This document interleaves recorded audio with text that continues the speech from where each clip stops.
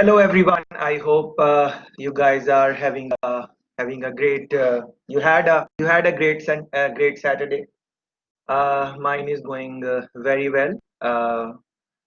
So let's start what we would want to do today. A couple of things again. So we will start by looking at maybe briefly entry strategy and strategic alliances. If you guys can recall, we have been talking about strategy. Um, and you guys were able to give very nice, interesting examples of different strategies. But let's keep those examples and discussion points in mind, and reflect on them a little bit more if you can. So entry strategy, that is very important. So as the business is ready to go in any international market, any other country, or even if they want to change the segment which they want to target, any type of entry, you would have to really think about it, that what are some of the ways you can engage with the new audience. So yes, uh, yes, Annabelle, want to say something? No, I just wanted to name my example about strategy. Yeah, please go ahead. Yeah, so referring to the example that I mentioned yesterday about organizing the prom of my high school, therefore I needed some strategy, some whatever type of strategy. And so first I made sure that every team member knew about what to do. So I set the date of the prom and informed everybody about his or her task. And then I did some kind of like delegation about it, and then I arranged the dates to reach certain milestones. So for example, the first milestone was to find sponsors and to design the invitation cards. And yeah, then for making sure that the milestones will be reached until a certain date, I asked my team members once in a while about how it was going and offered like my help in case of any problems. And after all was done, like after the prom, I also evaluated. So this was the last step of my strategy, that I kind of like evaluated everything, how the teamwork went, how the organization part went, and then also how the prom itself went at that date. And then I also asked for some feedback in terms of my leadership. So overall, I would say that a strategy is important to create a certain vision and mission, and so that everybody knows the direction in which he or she is working, and everybody works in the same direction actually. And in doing all of that, did you make any type of partnership, or any type of alliance, or any type of like, for example, if food people are going to come, maybe you are not preparing the food yourself, you make a partnership with someone who is good in making food, and then you partner with them, or seating arrangement or anything like that, any type of alliance, partnership, any type of cooperation you did with external parties?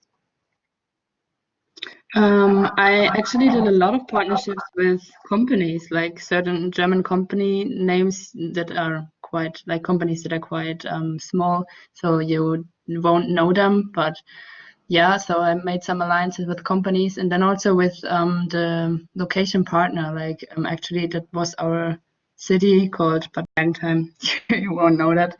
No, that is Yeah. Anna. That is okay if I would not know. No, you are not engaging with me alone. You are engaging with all the people, so they will know. So please go ahead and say what you have to say. Yeah, that was actually all alliances I made. So with companies and also with the city, and then also in my school with some teachers, there were some partnerships going on that were helping us in order to get these contacts with the city. And yeah. Okay, thanks for that. Yes, Anna, you want to say something?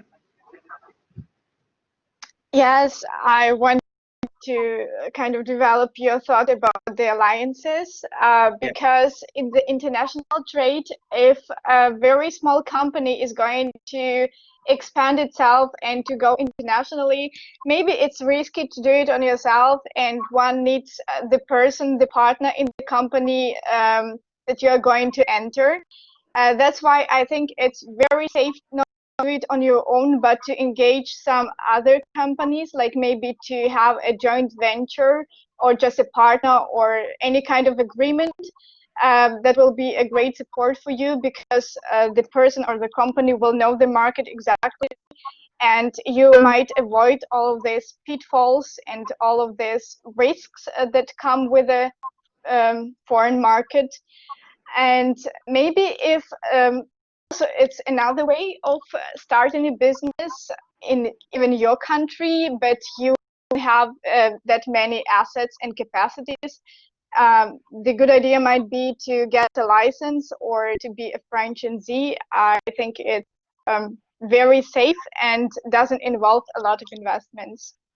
Oh, excellent, very good. Thanks for that, Lena. So we have to think about these things now. We did speak about strategy and more, but more on these, like, what are some of the benefits of going with some partner, some type of joint alliance, and so on. And Lena is very nicely giving us some ways of those, like something like licensing. So you can buy so for example, Pepsi, Coca-Cola, these type of companies, they can sell their license, meaning that you can produce or manufacture their product in your own country. So they would control the formula or the recipe, but they are going to give you the license to manufacture or produce their product. Yeah, but they will do it so that is again very interesting point to about that. These companies, like for example Pepsi, they do give licenses, and it is not that all of the Pepsi is produced or manufactured in one place and then it goes out in the world. It is not like that. In certain countries, people do get license and then they make their own. But on the same side, please see that the formula or the recipe or the way of making a Pepsi, or you can think of any other example. I'm just, because I like that brand, so that is why I'm talking about it. So see how secretive also they are. So it's not a leaked type of thing, and it has been so many years, but they are also able to keep the secret to themselves, and then also being able to give the license. So you should read a little bit on this, that how companies are able to do that. What are the things they do? And this type of information is available online. You would just have to run some search and stuff like that. Another thing which Lena mentioned is, for example, franchising. That is a very interesting entry strategy. So it's you just buy, the company would advertise that we are willing to sell franchises in your country, in your city. If you are interested, please apply, and these are the documents which you have to fill. So of course, some franchises are very expensive. They take a lot of money from you for the franchises, and you have to go through their protocols. Whatever they are saying, you have to manage it, because think about it, there are many things in this. Think about any, like, we were talking about McDonald's and these type, Starbucks and these type of companies. What are they doing? They are selling their franchises. So that is the entry strategy they have. So McDonald's is not going themselves in the country, but they are just advertising and people are filling in the documents. But look at the for example, the layout or the structure. Talking about organization yesterday, I think. But look at the layout and structure of of any Starbucks. Like you go in a Starbucks, and even online you can run a search that Starbucks in X country, Starbucks in Y country, and take an overall view of the way, the structure or the layout of the franchises. You will see that it is pretty much standard. Yes, in some country they would have bigger Starbucks. In some country they would have a certain place, but I am talking about the general layout structure, like where they place their menu, how the counter is laid out, specific things. If you can look at that, I think you would enjoy that. And do it for other countries also, companies also, like McDonald's and these type of companies. You would see that there are certain similarities in the layout structure. Similarities. Of course, there are some things which would be changed, because maybe the place is very big or very small, or the entrance is tight, or you have to walk through the entrance, something like that. But generally speaking, even the structure of the layout, or how it looks, there will be some things which would be very similar. Yeah. So to really understand that, I think when you see I think you should do this activity. When you see any advertisement or something like that in the newspaper or in the media, wherever in your country, that some companies there and they are willing to give their franchises, for example. Uh, Look at the documents which are there to fill, and because they're going to make that public. And also maybe, write them an email or give them a call asking them, yes, we might be interested in opening a franchise, which you are not maybe, but it is an exercise. And please tell us, what are the requirements and something, and they are going to share those with you. It's no big deal. So you look at those documents. It is just a 5-minute exercise. It is not more than that. But once you get those documents, your how much you can't even imagine, because it's going to give you an holistic view of, when a franchise is being opened, what are the things they are looking for, what are the criteria, all of that things. Yeah, so you should do that. I think that would be very interesting exercise for you guys whenever you see an advert or something like that. And other things which Dina mentioned, for example, if you go alone, that is different in a new market. If you are having some alliance or partnership or cooperation, she's linking it with the earlier discussion. For example, risk management, she's saying you are minimizing your risk. If there are any pitfalls, you are minimizing that. She's also linking it financing and accounts type of conversation a little bit, which we had.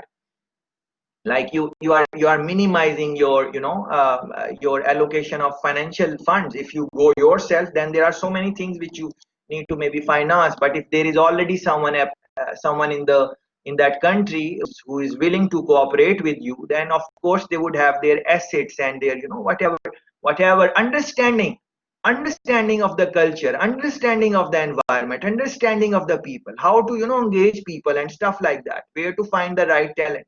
They would have those type of experiences living in that country. So see how beneficial it can be for you. On the same side, you have to also reflect that it can be also very challenging, because whenever we are in a team, in a partnership, in a pair, when we work with other people, then we have to listen to them also to some extent, depending on what the situation is.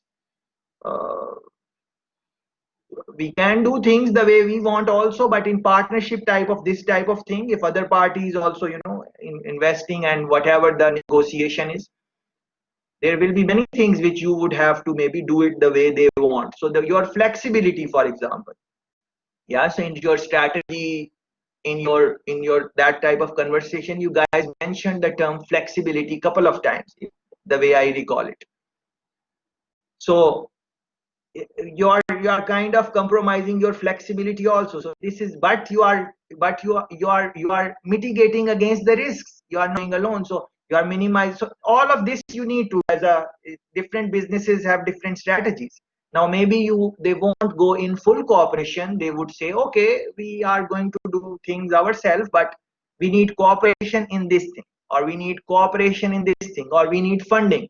So you have assets, you fund us in the country, and from the profits we will give you 5%, 10%, whatever is the whatever we will. But in the operations in the management, general management of the of the of the investment, we are going to do it in our own way, in our own style. So you won't have much say in that.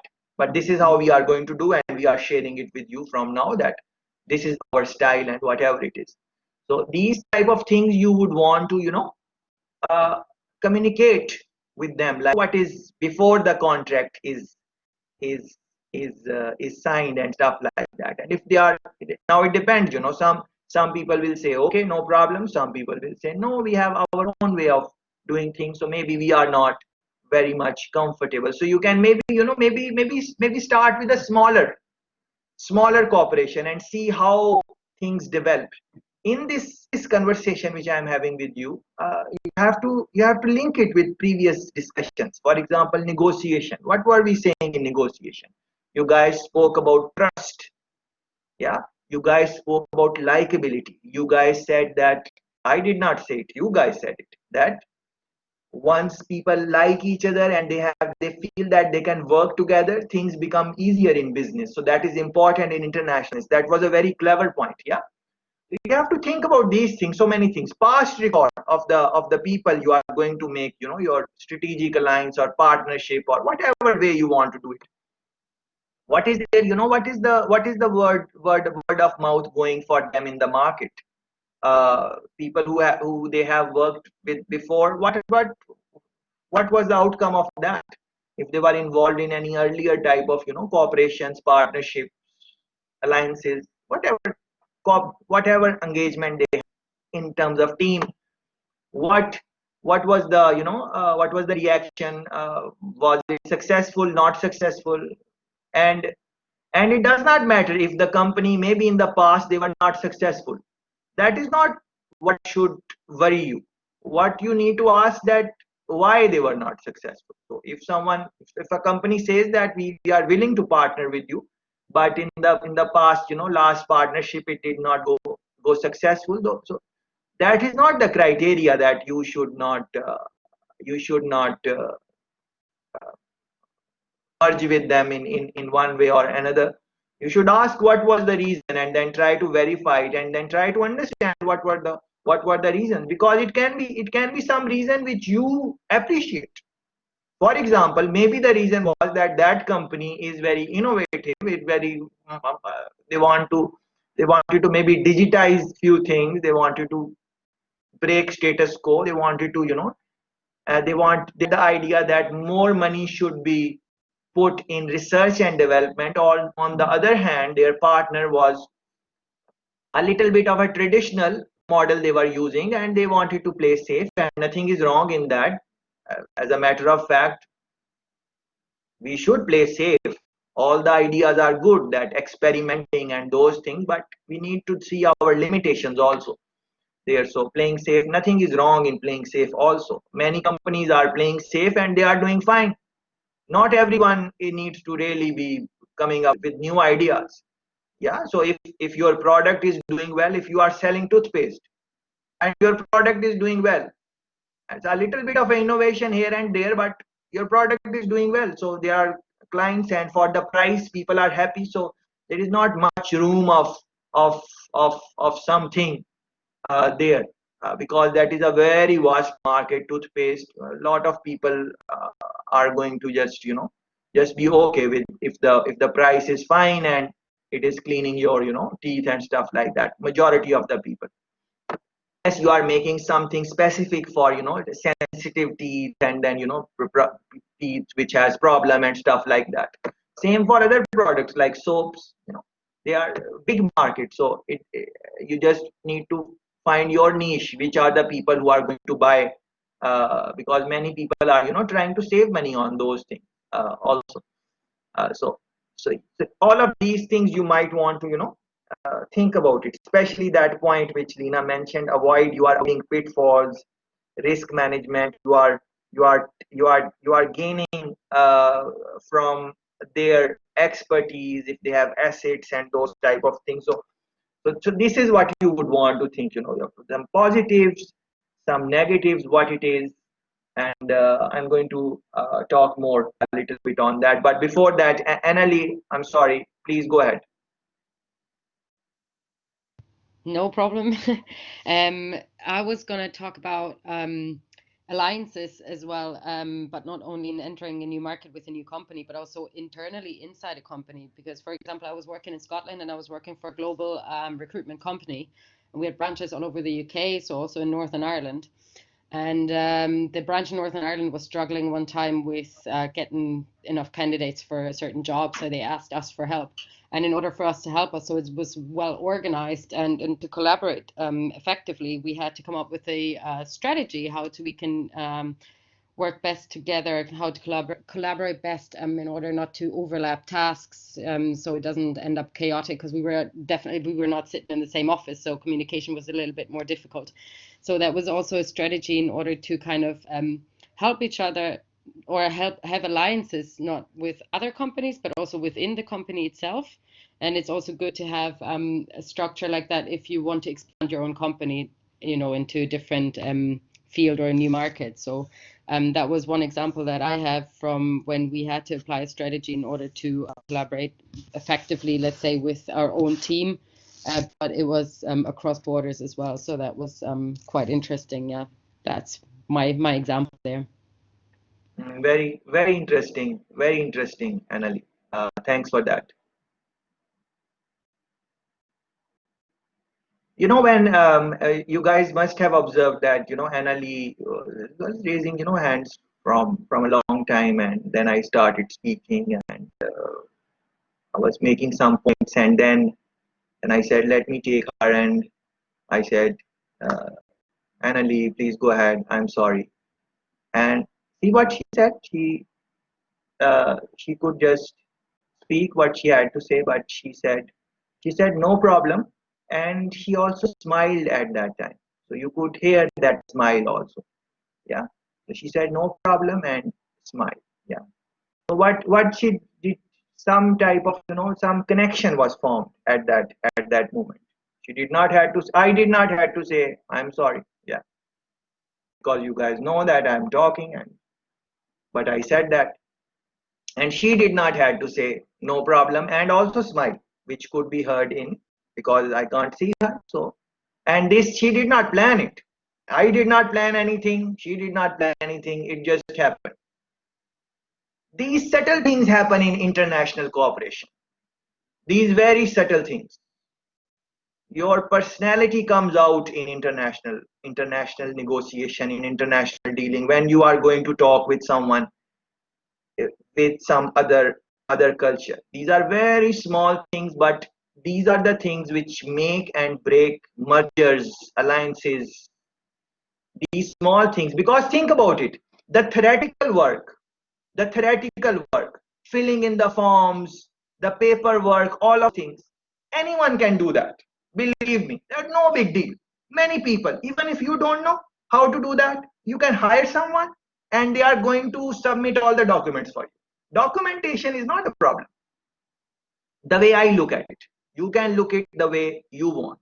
The problem in international trade is that having that type of relationship, where even if the merger or cooperation is going down, so the other people are not annoyed from you. They are trying to, because things are going to go all the way. It is going to get very messy, especially because a lot of money is involved. Whenever, you guys know that whenever money is involved in anything, things become tense. Even think about in your own personal relationships, friends, and give your friend 1,000 euros. Give him 500 euros as a loan, and let them not return it on time, and let's see that how the relationship is going to go. That is the nature. It's not that you are bad or I am bad or any. It's just the nature of money. And we are not now talking about 500 euros and 1,000 euros. We are talking about a lot of money. The company stake is there, deadlines to meet. People have different personalities. They have that type of connection. Somewhere you have to do things which are going to make connections for that situation, whatever that situation. So I think that I can't stress that enough. So please think about these things, these mind, and no one is going to tell you that. The issue is that no one is going to tell you that. That is the problem. That what they liked and what they did not like. You will be wondering all the time that what happened, and this person is just upset from me. Have not you seen in your life, work, schools, you are fine and the other person is not fine with you, and you can't figure out that what is the problem, what did I do? I like the person, why they are always you don't like me, or they are upset. I'm sure you have seen it somewhere. If it did not happen with you, ask around. I'm sure people will tell you that this has happened. So these small things we need to think about these things, because think about it, this if you like someone, when they are going to make mistake, you are going to be very forgiving to them. And if you don't have that trust, You guys were speaking about likability, interest. You don't look up to the person. Let them make one mistake and you're going to mess them up. Let them make just one mistake, minor mistake, and you are just them. So in all of this international cooperation, because there are many issues of understanding different types of people, and it's already very complicated. Then in your personality, if you have the things like, you know, our Russian friend was talking about yesterday, Vlad was talking about, for example, ego and, you know, all those type of things which he mentioned. They might not have direct link with international business, but you know, it has all the link with international business. Look at the personality of people who are, you know, how they communicate with other people. Uh, uh, what is the name of that guy, which I'm forgetting the name of these leaders, which are really interesting to watch, you know. But you can look up to the ones which you really like, and they have that, you know. What I'm trying to say, have you seen people who are very good with other people, who make friends very quickly, and you know, they are like, they gel together and they go in some room and everyone wants to talk with them, and that type of, you know, environment they are willing to create, or they are able to create. That is, I think, something which is extremely important. uh, so paperwork, documentation, all of these, should we do, should we buy the franchise or not, should we partner with this person or not, the documentation people are going to do it for you. Don't worry too much about that. The talent, there is a lot of talent in terms of technical skills in the world. You can find the best people if you are willing to pay. But these small subtle things which make or break the alliances, uh, and the context, that no one is going to tell you these this is something which really needs to be thought about. If you are interested, even so, it's not about international trade, to be honest. If you are interested in working with people from different cultures, I'm sure you are, because you are doing bachelor's in international something, so you somewhere you would like to do that. These subtle things you would want to maybe think about. Yeah, in your own time, of course. Okay, so a couple of things I wanted to say about entry strategy, how you should enter. Is partnership, cooperation, greenfield, brownfield. Uh, what are the positives, negatives?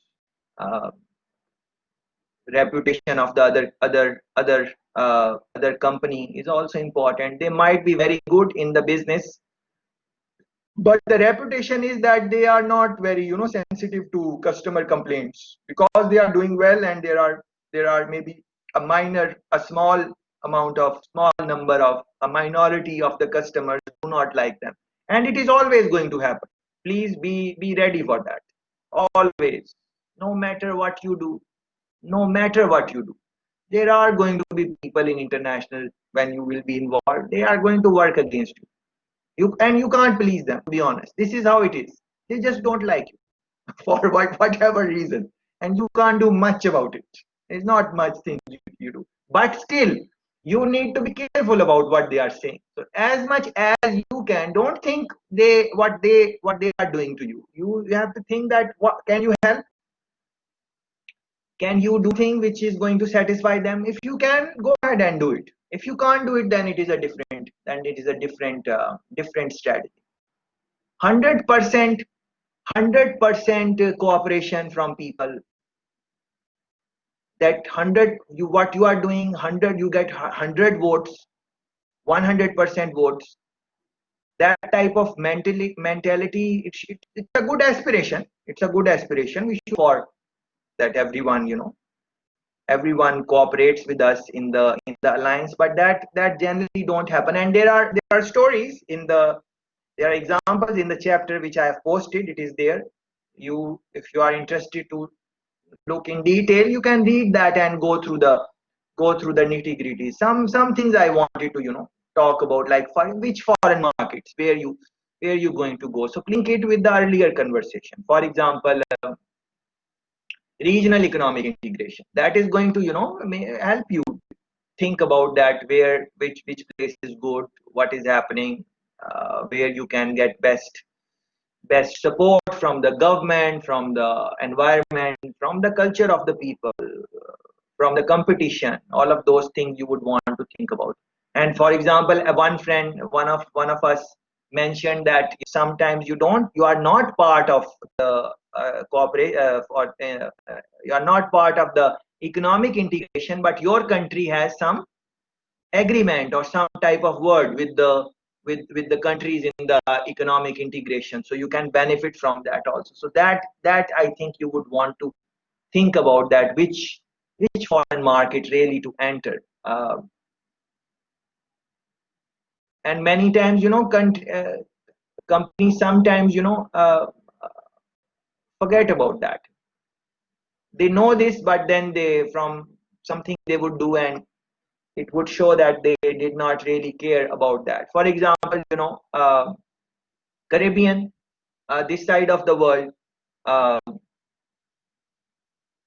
if you guys remember, when I was having a conversation with one of you guys, and they were telling us that they have been to some country, the Caribbean, and then I said that, oh, there are two different parts of Caribbean, because they were asking me if what language is spoken in Jamaica. Is it Spanish? So I was telling them that it was after the session, I think, after we concluded the session, one of the days.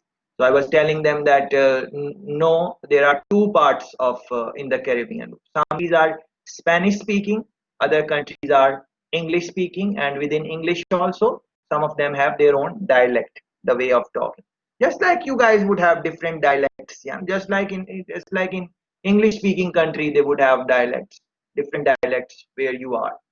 And sometimes English would be so different that it can be hard to really understand. Yeah. So for example, Scotland, that they speak English, but it takes a little bit of a time to really adjust to how the Scottish is going to, say different words, if you have that experience. So these type of things, if you are expanding in, Caribbean, you have to be mindful that which countries are, if you are okay with Spanish and that type of thing, then your market would be different. If you are coming from a country where Spanish is not spoken, then your market would be different, because that so many things you have to take care of. Like even the labeling is going to, the label of the product, that of course is going to be different. So see how everything is going to be different. If the label is going to be different, then the regulations of what to put on the label, that is going to be different. So that means you are creating multiple labels for different markets. If there is one product, you are selling it to Germany, and you are selling to Spain, and you are selling to whatnot, where different languages are spoken. What that means, your label is going to be different. Yeah, you can't send the same label. In some products maybe you can, but generally speaking, you would have to talk with them in their own language. Then the whole marketing campaign is going to change. The whole way of customer service is going to change. You don't know, you as a, let's say you are a small business, and you don't know how to speak Spanish. Yeah, you don't know that. What would be your strategy to in the negotiation, because they are going to speak Spanish, you don't know Spanish. Yeah, you will of course have to hire someone who is going to, talk on your behalf. That is a different type of negotiation. If I know German and you know German, our talking would be different, very different, totally different, because I am able to speak in your language. So that alone, or any other country, there are people from different countries. I just said German because the university is in Germany, but people are from Azerbaijan, from Ukraine, from Russia, from all over the world, Asian countries. So whatever language, if I speak that language, that is totally different. So what would be what would be your uh, your your how you are going to do the things which you would want to do in the negotiation to come closer. It can be it can be a challenge. So you have to think about that. Which foreign and your other module is market analysis. So you are all the things which you are doing in that will do in that. They are part of my discussion. Like, I'm just not saying those things too much because I understand you are doing it there. So timing of the entry, right timing. Many products are there in the world which did not were not successful because of the wrong timing. Let's think of some example. You guys are familiar with selfie sticks. Yeah, selfie sticks. So you take your selfie, but there is also a stick. You join it with the camera, and then you hold it like this, and it takes your picture. Please run a Google search on selfie stick. Which year it was invented, or who were the people who came up with this, and when was the first time when it came out. Please run a Google search on this. Yeah, and please write it maybe in the chat, or you can come on the mic and tell us, anyone, that when was it really, when was the first time it came. Anyone can do that, please. Yeah, so when you will in 2005. Okay, 2005.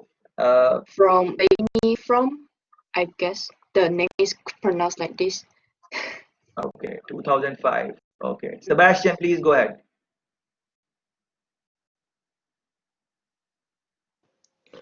Now it's working. I'm sorry. No problem. I think that it says that it gained this worldwide popularity in 2014. I think this was the year when I remember around that time that everybody had it. So this is what I wanted to add. So see, this is one friend is saying 2005 it was invented, and another friend is saying that it got popularity in 2014. Maybe it was, if you look deeper, you might find that it was maybe invented even before that. I don't recall the exact year, but that is my understanding. But even if you want to take this argument, something invented in 2005, and no one really knew about that in 2006, 7, 8, 9.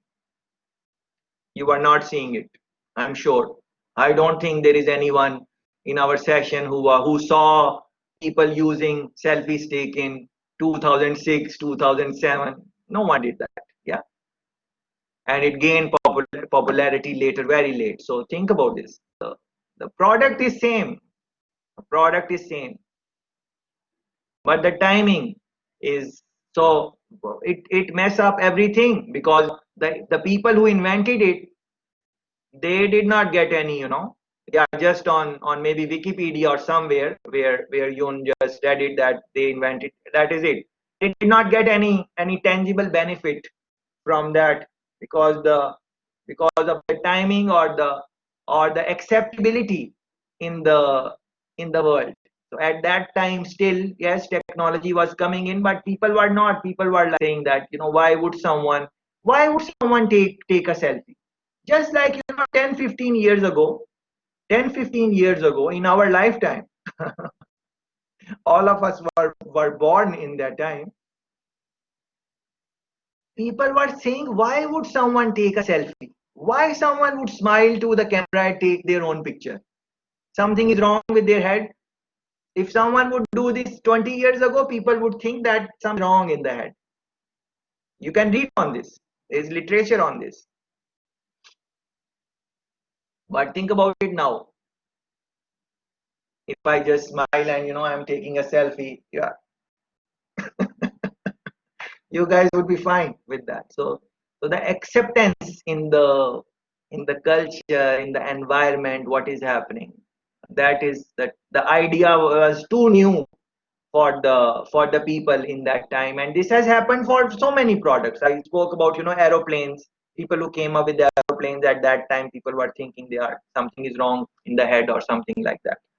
Yeah, so timing is very important, and selfie stick is one example now. But you guys need to think about your own examples. Read on this and see that which products gained because the timing was right, and then which products were the timing was not right, and then the competition gained from that. So maybe, you know, some products are there, yeah, which competition with, but the timing is wrong and it does not do well. But then later on, their competitor, they come up with the same product with their own name and stuff, but the timing is right. So the timing, yeah, time and space, yeah, that is, so this is what it is for which foreign market. Space, timing of the entry, time and space is everything. One thing which is correct in one time and one space is totally incorrect or unacceptable in another time and space. Thing is same, but you change the time, it makes. And then the examples are there. Please read that. Scale of entry, you know, strategic commitments, that is what I was trying to talk about earlier. I did not use the words, but you know how you, when I was saying that enter, you are you going to enter in a small way, in a big way? What are some of the things you would negotiate? For example, you would say that I will keep control of the operations and I will just make you partner in the profit or partner in the loss, something like that. So that is what it is. Scale of entry and strategic commitments. What are the things you would want to commit with the, and then the entry and modes, I think they are very important. You know how you are going to enter. These things we have touched in our earlier discussions. For example, I remember talking about exporting, that you know you don't have to really go in the international market yourself. You can just decide that you will just export, but what you really need to do is go through these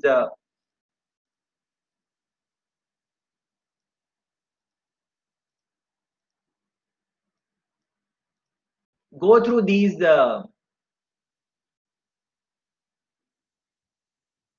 yes, so let me go back because I was not sharing screen, I think. So this is where I was, you know, which foreign markets to enter, timing of the entry on the right side of your screen now, then scale of entry, strategic commitments, yeah, and then these stories you might want to scan them in your own time. Then I am here, entry modes, how you are going to enter, right on the right side of your screen. Exporting, yeah, of course the font is very small here, but nothing to worry about. All of these things are on the website. In your own time, whenever you are ready, you can go there and see what is what. So what I'm trying to say, you need to reflect on and read on these, you know, what are the advantages of exporting, what are some of the disadvantages, what are you losing in that. You want to do turnkey projects, you want to do licensing. Lena spoke about licensing. That is one thing. Companies I gave you example of, for example, Coca-Cola, Pepsi, this is how they are operating. Franchises, you know, he gave example of McDonald's, for example, Starbucks. Other examples you can think about, your local franchising. Pricing, I asked you to, you know, if you see an advertisement, write them a quick email, try to, you know, figure out. And trust me, you're going to learn a lot. So whenever, not now, after 1 month, 2 months, a year, whenever you get a chance, please please do that.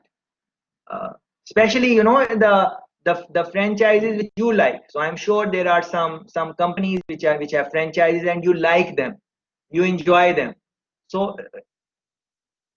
read that material, because it would be more fun for you, because you like the company already and now you want to know how, what are the things they take into consideration before giving someone franchise. Yeah, joint ventures, yeah, advantages, risk management. We are trying to, you know, link it with earlier uh, conversation. Selecting the this is a nice table. It kind of sums up advantages and disadvantage, but nothing beats to beats the if you will read all of the chapter, nothing beats that. But you, it's up to you. If you have time and energy, you can do that.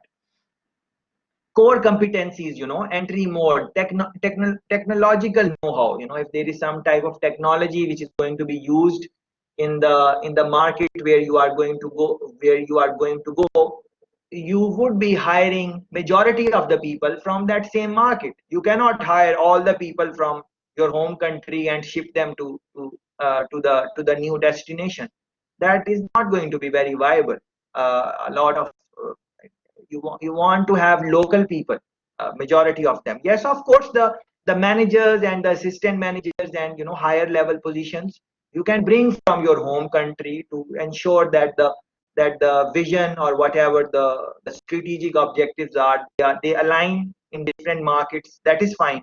But the regular workers and stuff like that, if it is a plant, some engineers or whatever you want, it is always good that they are available in local market, because then you have to pay them relatively less, even if they are an engineer. Yeah, relatively, if you are getting an engineer from a foreign market, they will have to come there, relocate with their family, maybe if they are married or whatever their status is.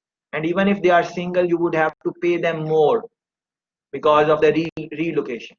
Yeah, there would be other allowances, home allowance, stuff like that, which you might not have to pay in the local market. If the same type of talent is available in the local market, they have technological know-how, then you are better off. So that is another thing which you would want to really consider. So if someone wants to thinks that, oh, let me take benefit of integration of European Union, where should I locate myself? And then they might end up locating in Germany because they think that the technological know-how is available there. So what happened is that the government of Germany, they foresee that in the future these type of skills would be required, and it was their program that after 4 year 5 year we would invite these type of companies in our country who would be in whatever field. Yeah, so for that they started developing, their universities, their institutions started developing that talent with those skill set, so that when the time is right, when the company comes, there are people in the local market that they can be hired very easily. So it is a win-win situation for the country, for the company, for the consumer. Everyone benefits, because because everyone is linked. All of these things would help the company because they are minimizing their cost. It would help them to sell it at a lower level. So if it is being sold in a lower level at a reasonable price, it is not expensive, then more people would be able to enjoy that in that economy. The happiness level in the economy is going to go up. Satisfaction would go up. Purchasing power parity, for example, one of the concepts you read in the basic economic class, that is going to improve. So see, all of these things are so much linked. Uh, Management know-how, we have been talking about that too much. Yes, Yon, please go ahead. I just thought about one idea. I think Please. you haven't mentioned about if you want to enter another country, we have to take care of the law and regulations of the country, what kind of Yes. product is allowed to sell and what not, and the taxations, corporation tax rate, something like that. And for example, if your company is selling adult toy, and I guess of course this market is very huge, but for example, if you want to enter a Muslim country like Malaysia, I guess it's very difficult. So yeah, I just want to mention about this. Yeah, this is excellent point. Thanks for that, Yon. You want to say something else also? Like the example, because I Yes. think like adult shops in Europe is very common, and I guess the law is more relaxed. And in Malaysia, it's not completely banned. I guess you need to I don't know how to say, because I do see some adult shops in Malaysia, but not that many. They are usually, I guess they are maybe illegal. I'm not too sure, because they are usually in those hidden place So Which yeah. Yon, which I think I did not get you. Which type of Oh, shops you are talking about? Like I'm, did you say adult shops? yeah, adult shows. I mean, like sex toy or Okay, okay, anything, okay, sex okay, museum okay, stuff okay. like this. Oh yes, More, yes, yeah, like yeah, yes. adult stuff. Okay, okay. So you are saying yes, yes, absolutely correct, absolutely correct. This is an interesting example to think about, because think about it, in the European countries you would easily find these type of shops. I am assuming, because of what I have read. I have not been to one myself, but I don't know what is going on in that market, but this is true that the in those type of, because I was reading about, for example, Netherlands and their laws, and about the girls who are in this business, and how they have some district where they have some booths and glass is there. And I was very surprised to read about that, because I was not aware of that at all. Although I read about international things and stuff like that, but because I did not read about that market specifically, it is just my one of my friends, close friends. I remember that last year summer he came to visit me, and we were talking, and I told him that I am going to Netherlands, and I'm invited by a university, and I'm very excited, and this and that. And he was laughing, and he said, well, you need to go there, and you need to go there. I said, where? And he ran a Google search, and he said, do you know these places? I said, I had no idea that these places exist. But then I did not get a chance to go there, because I was very busy with all the things which I had to do in the university, and the time was short.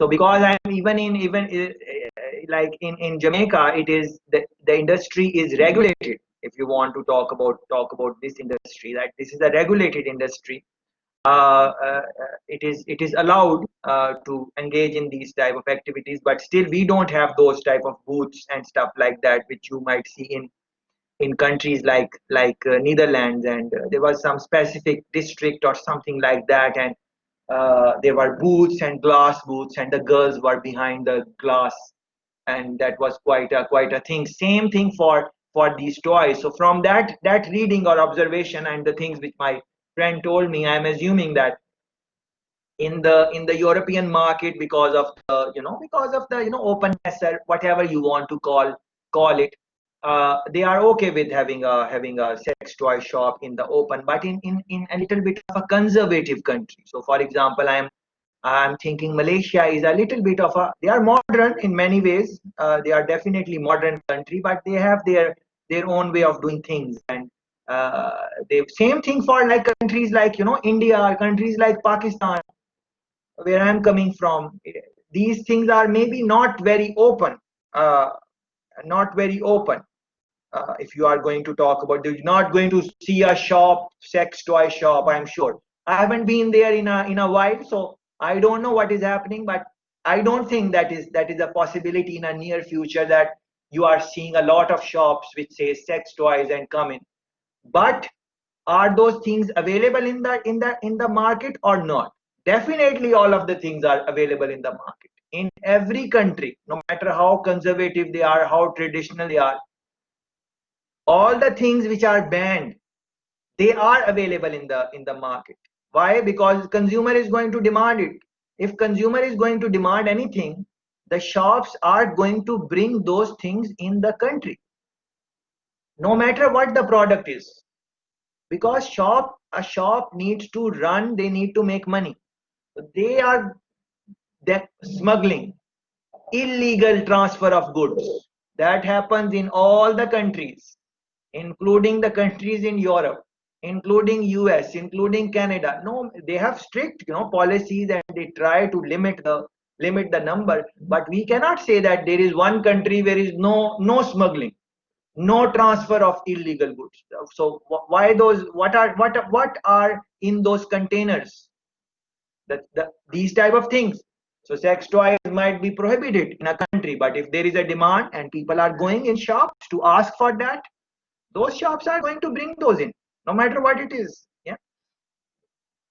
So think, this is demand and supply economics basic principle, and then the price of that good will be high, because there is, it is risk to bring it, and if the government knows, or if the police knows that you have those products, they are going to, they are going to confiscate it, and they are going to take action against you also. So all of these, all the drugs, for example, how the drugs are big international trade, big, very big. We did not talk about it, but it is good that, our friend spoke about these issues, like, toys and stuff like that. So these are the things which you would want to, reflect on in your own time and space. Making alliances work. Yeah, making alliances work. So you would form an alliance, but how to make it work? Yeah, those subtle things which you need to be careful about.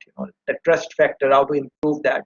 All of those things which we have been talking about, during the week. You want to, think about that partner selection. It can be a very good partner, but they are not gelling with you. Their way of doing things is different. It can be very simple things. Pick up couple of things from the discussion of project management, for example. One of our friends was saying, Annabelle was saying, I think, that she's someone who likes to start the things in the right time, and she don't like to, procrastinate and wait till the last moment and stuff like that. But she had some team members which were maybe, not that forward in that regard. So think about it. Your partner, you are someone who is of one nature. Your partner is also going to complete the things, but they are, taking a little bit of a time. So things will be problematic in international trade. You want to do one thing, the partner want to. So yes, flexibility, because if you start fight with on all the fronts, every front you get, every everything you have, you start something from that, then again no one is going to like you, and no one would, just like in general life. You have to be forgiving also in many ways. You have to one I was listening to this talk, and this guy mentioned one point, and it just came in my mind. Let me share that with you. He was saying that when these type of issues happen in international conversations, or in general in our life, in private conversations, whatever it is, look at your objective, look at the bigger vision. Don't go in the smaller stuff. So if there are smaller things which are bothering you, but the objective is being met, bigger picture, you are achieving that, forget about these smaller stuff, because in the smaller things would always be there. It is two people two people cannot be same. How can two organizations can work same when they are going to go in strategic alliances? Two people are not same. In your house, look at that. In your house, not everyone is same. Twin brothers or sisters are not same. This is the type of argument they were trying to build. So you have to be open to that. Uh, there will be lot of things which would not be done the way you want. That is what I'm trying to say in international trade, because of all the issues which we have been talking about. So in those circumstances, what to do? When to decide that we can't work together? Just focus on the bigger picture. That the bigger goal is what we want to achieve. As long as something is not being done against the law, against the ethics or moral values, whatever your company stands for, as long as those things aren't compromised, let people do their way, different way, no big deal. What is the problem? uh, and try to link it with, yesterday's discussion. A lot of examples people shared, and they were quite, they were not just project management. There were so many things which they were talking about. So a lot of things are coming in my mind, but I don't want to talk about them. uh, you need to see what is coming to your mind and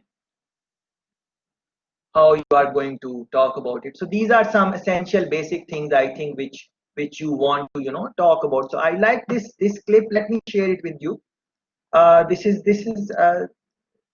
something. I have not turned on the volume, because volume is not important. You just observe what is happening. So if there's a guy, he is in an interview nervous, there are too many other people, they are looking confident, in what they are doing. Chic Extreme 3. Tres hojas flexibles que se adaptan perfectamente a tu cara, brindando un óptimo confort, incluso en cualquier ángulo.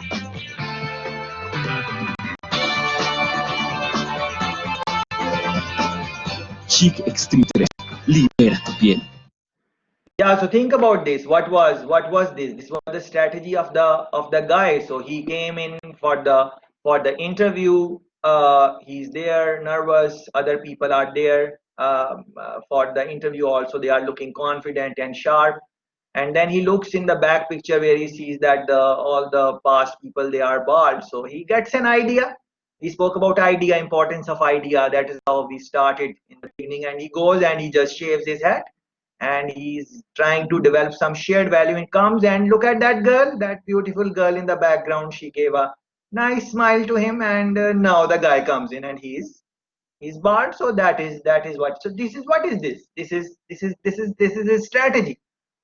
So these type of things, you need to think about. I really like this clip, so I wanted to show it with you. Other examples are there. I have shared some examples from KFC and stuff like that. You can read this in your own time. Some slides are also there. If you want to go more in depth, you can scan through them and look for some of the ideas. Uh, I try to speak about them as much as was possible. But the more time you will spend with any topic, you are going to learn more. This is again an interesting clip. What is your strategy to maybe make employees more productive? So there are many strategies for that. You take care of them, for example. So you are giving them different incentives, giving them whatever will make them relaxed and stuff like that. Let's see what he's doing. All right, so during the work they just take him out from the work and maybe he's giving a nice massage there and stuff like that. Very nice. uh, Look after their welfare, for example. As you are watching this, let me recall a couple of things which I think other semester mentioned, the sixth semester. They were talking about different things, very interesting things. How at their workspace, what are the strategies which companies which they have worked in, they are using. But you guys also mentioned things on those lines. So and you have experience. And see, he's giving him a shot there, and he's more productive now. So that is the strategy. And this one I like. Think about replacing them. So because a lot of things, especially the menial stuff, that is being replaced by technology, robotics, and those type of things. So that is again one strategy. And this one, if the law allows and your culture allows, and this is fine, this one is a good strategy to make people do what you want. Yeah, fear, anger, whatever you want to call it, different strategies. So same way, you need to reflect on what is your strategy of doing different things within the business. And we are talking about entry strategy, these concepts you would want to think about. Some supplementary topics I want to talk about, because I think they are important. So I want to talk about, for example, human element. What is the importance of human element in improving the productivity, quality, for example, especially in the context where human and technology is going to come together. So for this, I wanted to show you this. You cannot hear the voice. I have turned it down. I just want to look at it. So please see what is happening. You will see a truck, and behind the truck you will see a screen which is going to show you what is in front of the truck. That is quite a fascinating idea, at least to me. So this is the truck. You are seeing some screen behind, and shortly you will see what is in front of the truck. So in terms of moving your car or overtaking that truck, that type of truck technology is going to help you. So what I'm trying to talk is that human element important, and if you mix the advancement of technologies or what help technology can give. So together, human and technology, when both works in the context of international businesses, they give a very nice combination. So look at this, the car was behind, they saw the screen, and on the screen you can see that, what is in front of the car, just like here, you can see what is happening. So it's a very good international business, Samsung, and they came up with this technology, the combination of human element and stuff like that. I personally the reason I like this example very much, there is a personal story to this, because um, in my university, I used to ride motorcycle and stuff like that a couple of years ago. Now I don't ride it as much. So this thing happened with me. I was in a good mood and riding it fast and carelessly and stuff like that, and there was a truck in front of me, and of course I could not see what is in front of that truck, and I tried to overtake it, and there was something on the road, and I went and I hit that thing at a reasonably good speed, and before that I was singing songs and stuff like that, but after I hit, of course, I was not a good mood. So if the truck which was in front of me had this type of screen, I might have been saved, but then destiny is also something, so maybe I was destined to hit that thing. I don't know that. Yeah, so think about these type of things. So Samsung international business, this is one example. You need to think about that. This clip I definitely want to show you. Please listen what the guy is saying. Is an incredibly collaborative company. And so, you know how many committees we have at Apple? No. 0. We have no committees. No committees. We are organized like a startup. One person's in charge of iPhone OS software. One person's in charge of Mac hardware. One person's in charge of iPhone hardware engineering. Another person's in charge of worldwide marketing. Another person's in charge of operations. We're organized like a startup. We're the biggest startup on the planet. And we all meet for 3 hours once a week, and we talk about everything we're doing, the whole business. And there's tremendous teamwork at the top of the company, which filters down to tremendous teamwork throughout the company. And teamwork is dependent on trusting the other folks to come through with their part without watching them all the time, but trusting that they're going to come through with their parts. And that's what we do really well. And we're great at figuring out how to divide things up into these great teams that we have and all work on the same thing, touch bases frequently, and bring it all together into a product. We do that really well.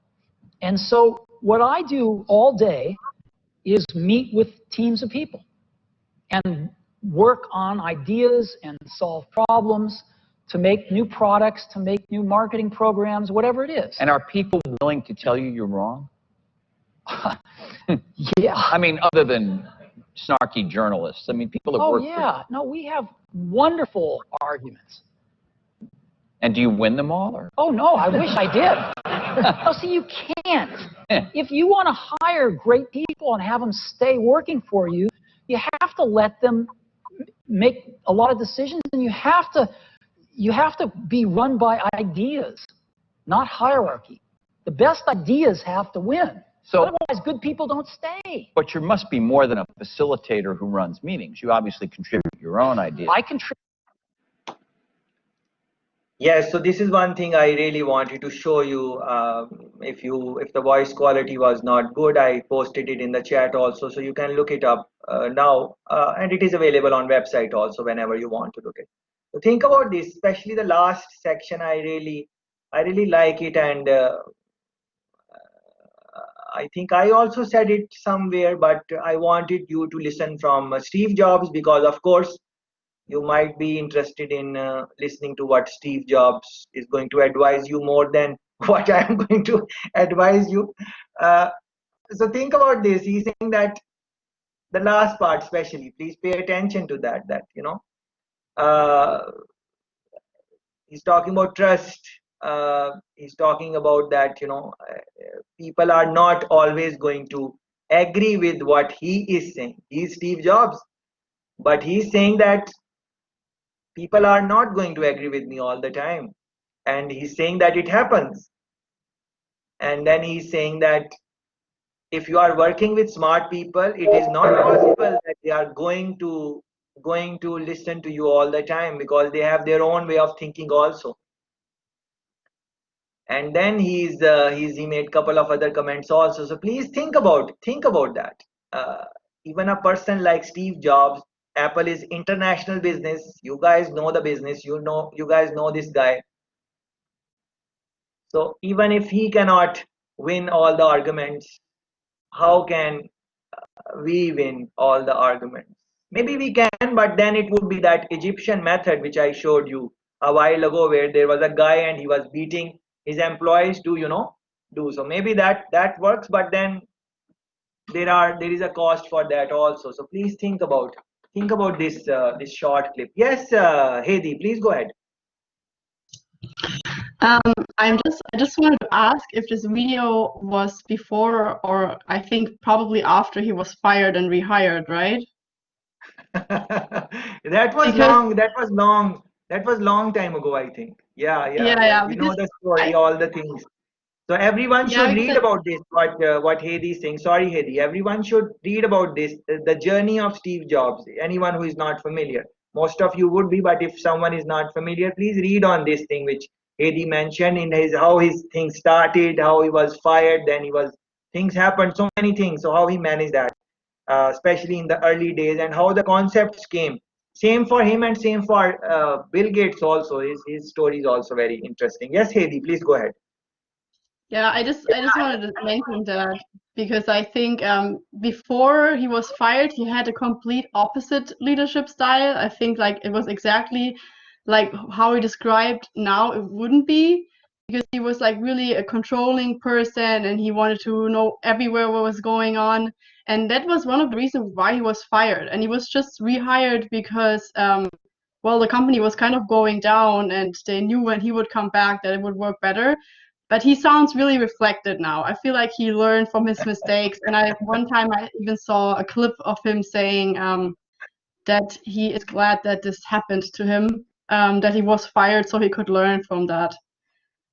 So now his leadership style is really like more open-minded and giving people responsibility and trusting them. But it wasn't always like that. I just Yeah. wanted to Good add point. that. Good point. Reflect on this point which Hedi has mentioned. And very thank you, Hedi, for bringing this in, because I want to now say something which I did not plan to say. It's just coming in my mind now. So thanks for bringing that in my mind. So the point here is that one thing is that you are open to new ideas, and you are saying the things which Steve Jobs is saying right now, and you know not all good ideas are going to come from me. Let best idea win, all of those things. So that is one thing. Don't confuse it with taking any type of nonsense. Yeah. Don't confuse it with not meeting deadlines. Don't confuse it with not doing your job properly. Yeah. So yes, people can say what they want. Ideas are welcomed. Everything is fine. They can disagree. They can say what they want. They can have their own opinion. But there are some things which needs to be done on time. That is the same personality Steve Jobs has had in his years throughout, based on my reading. But this is true what Hedi is saying, that in the early days he was different, but later on he was not different. What I want to say, that yes, he is like this, and he was maybe like this, but the people who are very competitive, they want things to be done in the full capacity. Yeah. So they don't take any nonsense. So this is how he was. So yes, he was willing to maybe take ideas. Not just him, there are so many other leaders. As a matter of fact, anyone who has reached to the height, they are open to ideas, but they are also not very open to failing without putting 100% effort. That is the little bit of a twist in this. So for example, this we are saying, we are having these conversations. So I am very open that you do not agree with me. I am perfectly fine with that. As a matter of fact, I encourage you guys that you don't believe the way I believe. You don't believe the way your friends are believing. These are just ideas. You just reflect on these and take the ideas which you like, you enjoy, and work on that. So I'm very flexible on that. No problem. But then again, there are some things to be done. So every day we need to cover a certain thing, certain stuff in our lectures, or whatever you want to call these conversations. So I am a bit rigid on that. I need to cover that. In that, some things would happen. So maybe some of you would say, oh, we should have a break or something. So yes, we can have break, but if it is going to compromise my ability to complete the task which I want to in our 3 hours, then maybe I would say let's not have a break, because it's just 3 hours or something like that, stuff like that. So this is, or the deadlines of submission or something, I might be a little bit that you have to submit on time or whatever. So see, now what is my personality? So on one way, I am okay that you don't agree with anything I say, and or anything the book says, or even with Steve Jobs. If you think that what Steve Jobs said does not make sense in your context, in your environment, because think about it, in international trade or international business, you will be dealing with your environment, with the type of people you will have strategic alliance and all of those things. So you might have to do things differently based on the environment. And look at this, I am saying the same thing. I am saying what I am saying, but it has different impact on all of you. You guys don't think that all of you, there 30-35 people, are having the same impact of this conversation. No, all of you are taking different impact, because all of you are coming from your own different experiences, your own liking, your own disliking, all of those things. Yeah. So those things are going to play part in this. So please be mindful of this point, that a personality can be very open to new ideas and stuff like that, open to criticism and whatnot, but that same personality can be rigid on few things. For example, failing without giving 100%. So we were talking about celebrate failure. But again, if let's say you have some exam, and you don't attend the sessions, you don't look at what is happening in the course, you don't put any type of effort, you are having all the fun, and at the end of the semester you fail. Should you celebrate that failure? No, there is nothing to celebrate that failure. You did not do anything. There is no celebration. When do you celebrate failure? When you have attended all the sessions, when you are reading the book, when you are consulting outside of the book material, when you are looking at videos, you can looking at different concepts coming from how different people explain, you are completing your all the assignment to the best of your ability, you are thinking about the topics even outside of the session, and then you prepared for the exam and you did all your work, and then you are thinking that you should get 80, but you get 78. No need to worry, no problem. Yeah, you did what you did, so that type of celebration is fine. But if you don't put, so that is what the man, I'm not just talking about Steve Jobs, I'm talking overall on this literature, yeah, which I wanted to cover. So thanks, Hedi, for pointing that out, and that triggered my mind to share this with you. This guy, I really love him. He's exceptional. You have heard his name, but maybe you are not heard, you have not familiar with the face or stuff. We don't have time to show this in the session, so you need to watch it if you are interested in the concept of motivating to improve productivity, quality, those type of things. They're short clips. You're going to love that. This is an example. The guy is giving example how to motivate your staff using some techniques. So he gives, it's a short clip, 2 minute, 3 minute clip. You're going to learn a very nice strategy or nice way of motivating staff. So please look into that. And there's some things are there. You should watch them in your own time. This one I have added. We spoke about Airbnb briefly. That example you guys gave somewhere. You guys gave example of Airbnb and stuff. So this TED talk, I think this is quite an interesting TED talk, and keep the things in context. For example, the things we have been saying about trust, likability, design. We spoke about that also. Layout, structure, organization, all of those things. So learn how to design for communication and building trust. Yeah. So this clip is going to showcase you. This is the owner of the company, Airbnb, or the partner, whatever you want to call. So they take you through the journey. How did Airbnb design for trust? How did they build trust? So I think this is a fascinating talk. Please find time to watch it and increase your knowledge on that. It's a good example, Airbnb, because it really depends on trust. People are going to trust the space which they are going to rent. Only then they are going to go into that, and all of the model he explains, like it is 10-minute talk, not long, and you learn a lot. In international business, this is again supplementary topics, not directly linked, but they have a lot of link with international business. Material handling, for example, because in international business you are dealing a lot with materials. Or even if you just import export, it's materials. The return goods, they are material. How you manage them, raw material which you are going to source from across the world, what is that? That is material. All of that, material management is very, very important. So I have given some examples here. Please look them up in your own time. Very interesting clips. You will learn a couple of things about these international businesses. First one is Toyota, very famous international business, acknowledged all over the world. This short clip gives you an idea. You can see the assembly and how they are doing the things, how they manage material.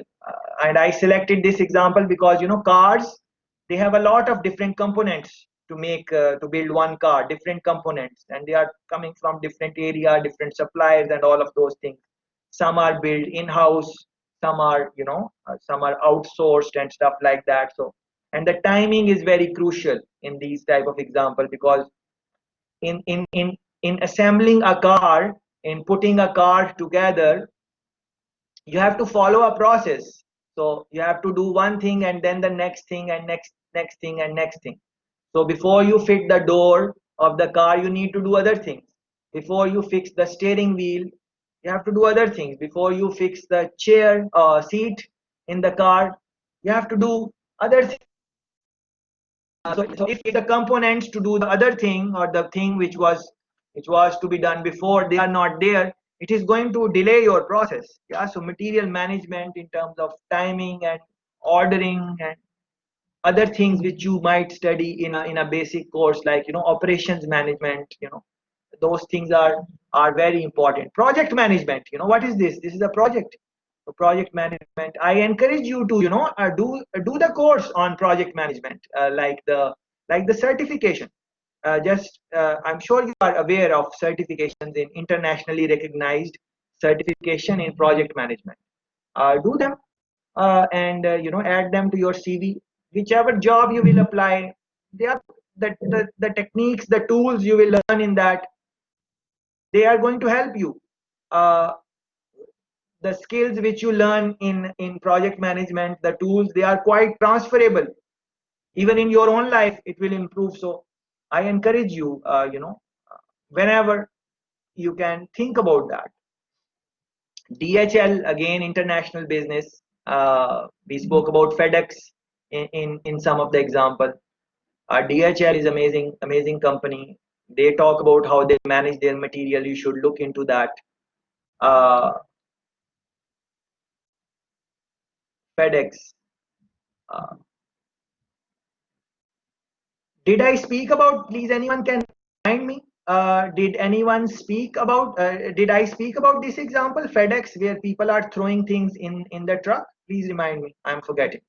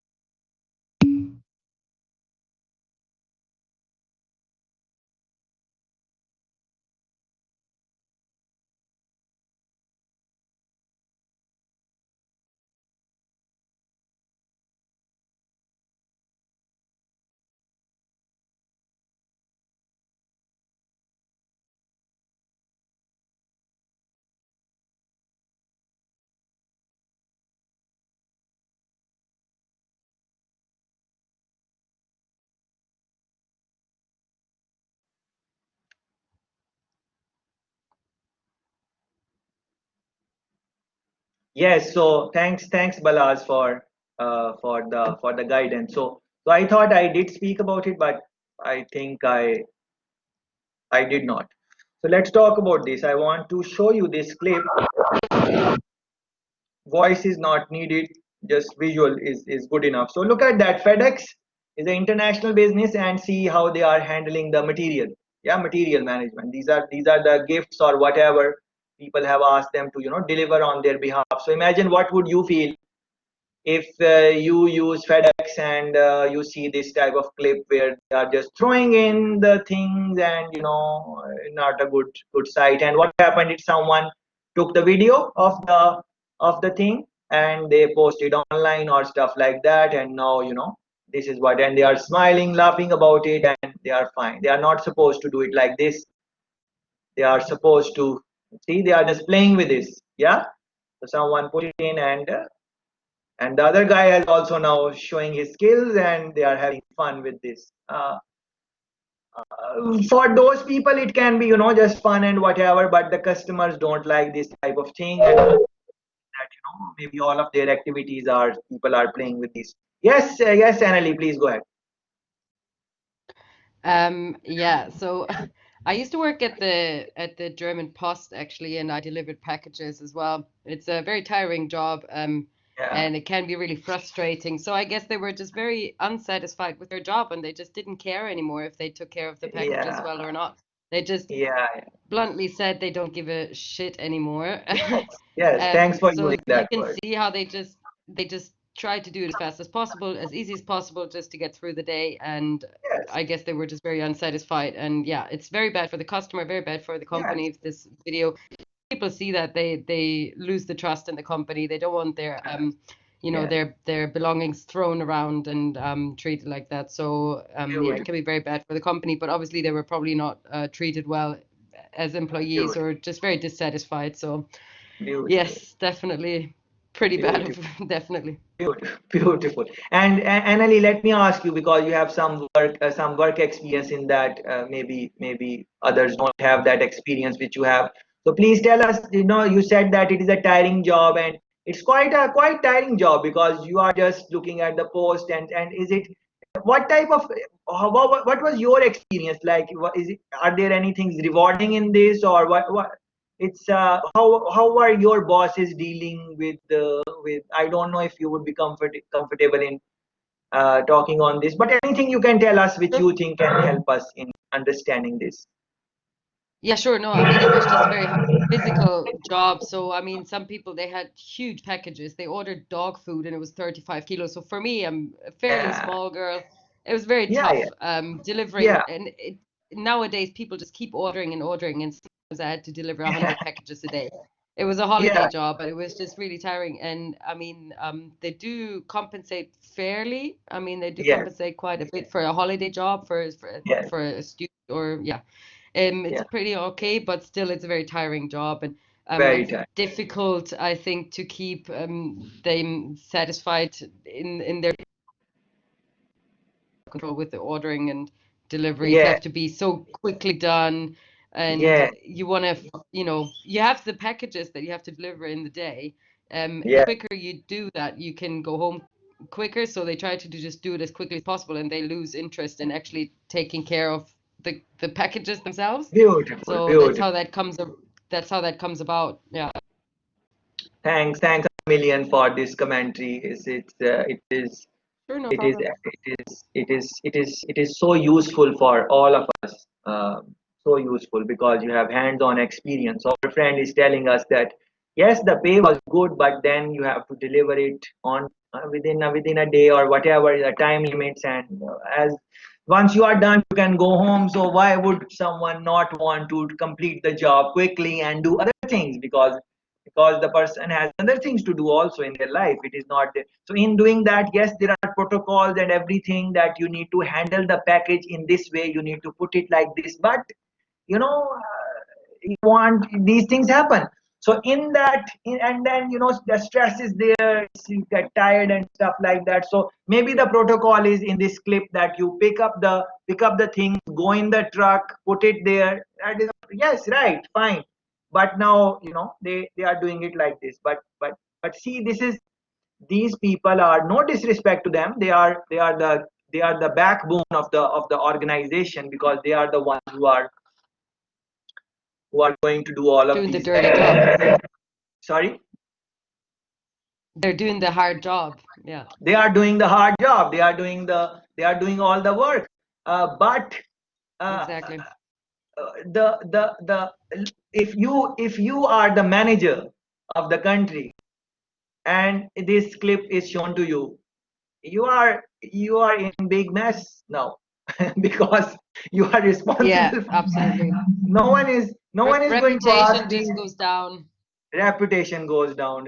Very good, thanks very much, Annalie. So you are really like messed up, and these people, it does not really matter, because they are doing basic job. They will find similar type of job somewhere else, maybe. If you can, what you can do, you can fire them, lay them off. But this video is there for forever. Which year this might have happened, and we are talking about it, and I will talk about it next time also, whenever I do this course, and the next time also. I don't plan to stop, because I think this is a very good example. But what am I doing? If FedEx knows that this is what I am doing, what they will feel about me? Yeah. they want it to disappear from the history, but it can't disappear. The damage is done. So they think this is an international business, FedEx, their reputation. Look, think about the competition. The competition does not need to spend money on advertisement. What they can do, they can just play this clip. That's it. And this is their advertisement. And in the end, they say, we don't do it like this. Just that. So the DHL or whoever is the competition, their advertisement is that they show this, and at the end they say, we do not do it like this. That's it. Yeah, that is their marketing campaign. So think about it. And then it's not just this business. Many businesses, this, I selected Domino's for you guys. Similar thing, you can watch it in your own time whenever you want. Let me just maybe give you a glimpse of what is happening. This is the kitchen, and these people, look at that. Maybe you missed it. Please watch it carefully. Just watch this. She sneezed on the food. Yeah. And now this is what she's doing. Yeah. It's quite disgusting. So look at that. Anyways, my God, I think I made my point. So I'm not showing you whole clip, but you can watch. So Domino's international business. Would you want to have their food? Maybe not right now, because this is too much in your memory now. So it's quite difficult. So look at this. This is a clip.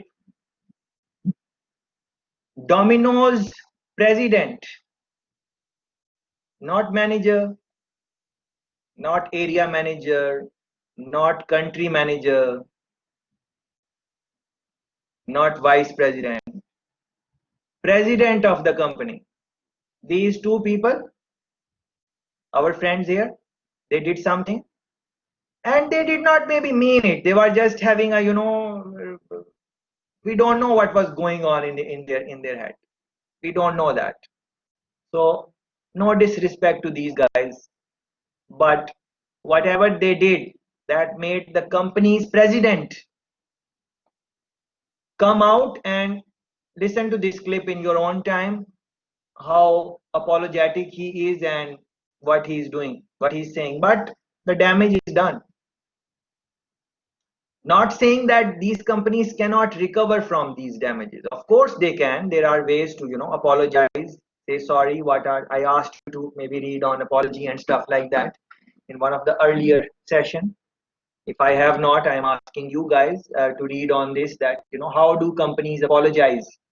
Because I think we discussed this, that failure is going to happen, but then you need to reflect on this, that when failure is going to happen, how you are going to apologize and connect back with the customer. And Annalie explained it very well, that this really brings down the reputation of of the company, and then top level officials get involved in this. So this is quite serious thing, especially in today's environment where we have social media and we can post things on online and stuff like that. These things can be quite tricky. And with that, I have added these clips on auditing.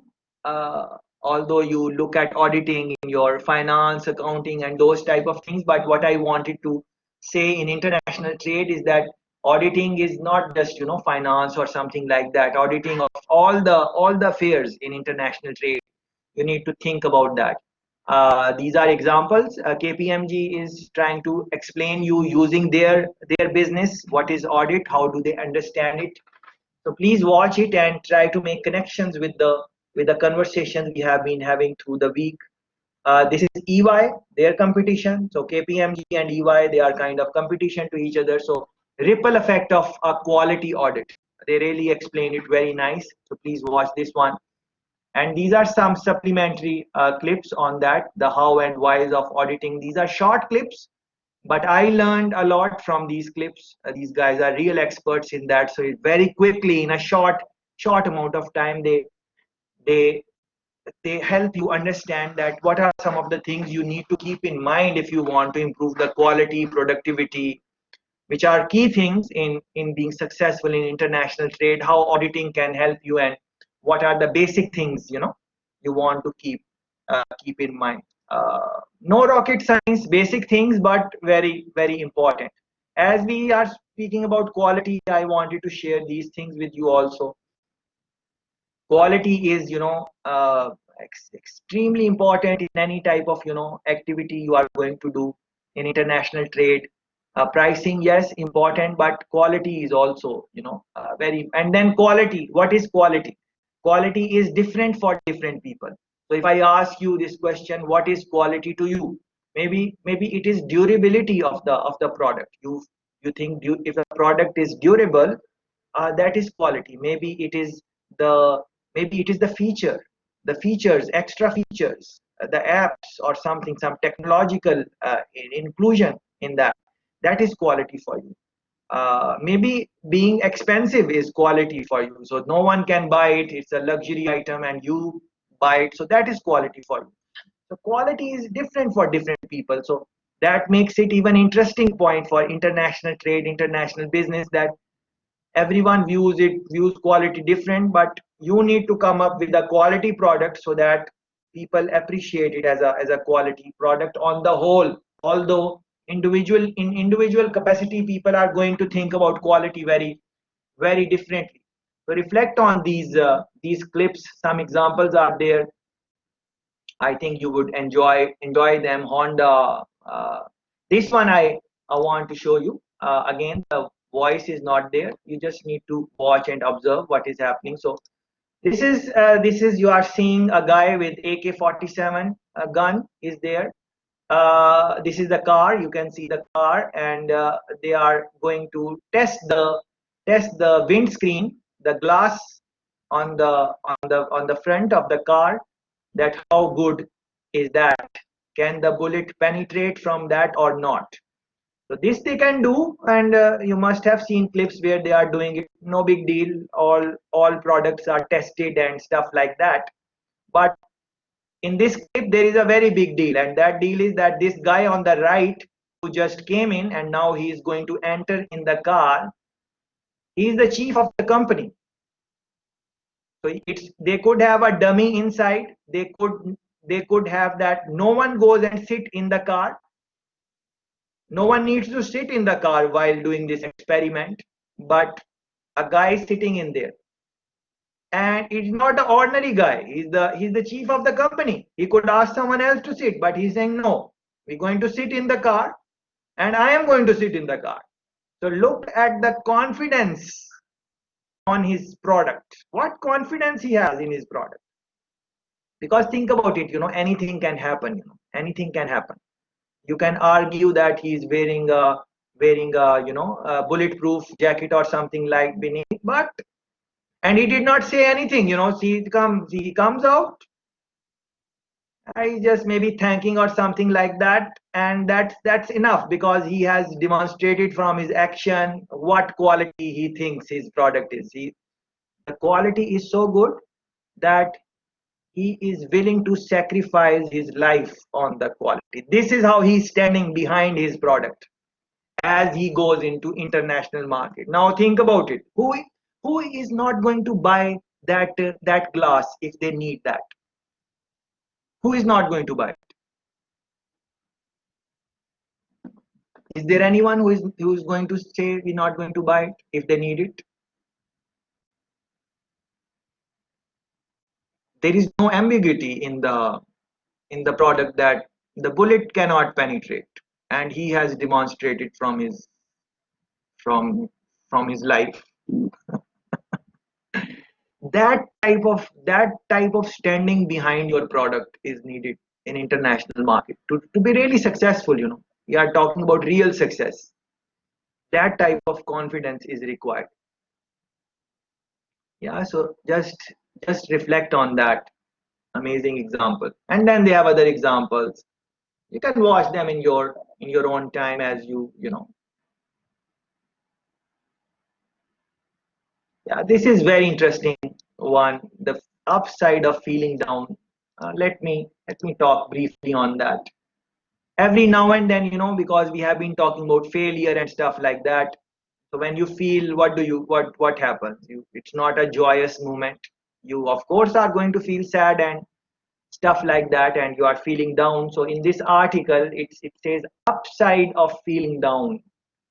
So there are positives, many positives, that when you feel down, the beyond happiness, the upside of feeling down, negative emotions do us a great favor. Yeah, so I'm not going to go in detail. I just wanted to show this to you, and if you are interested, you should read this and try to learn a couple of things from this uh,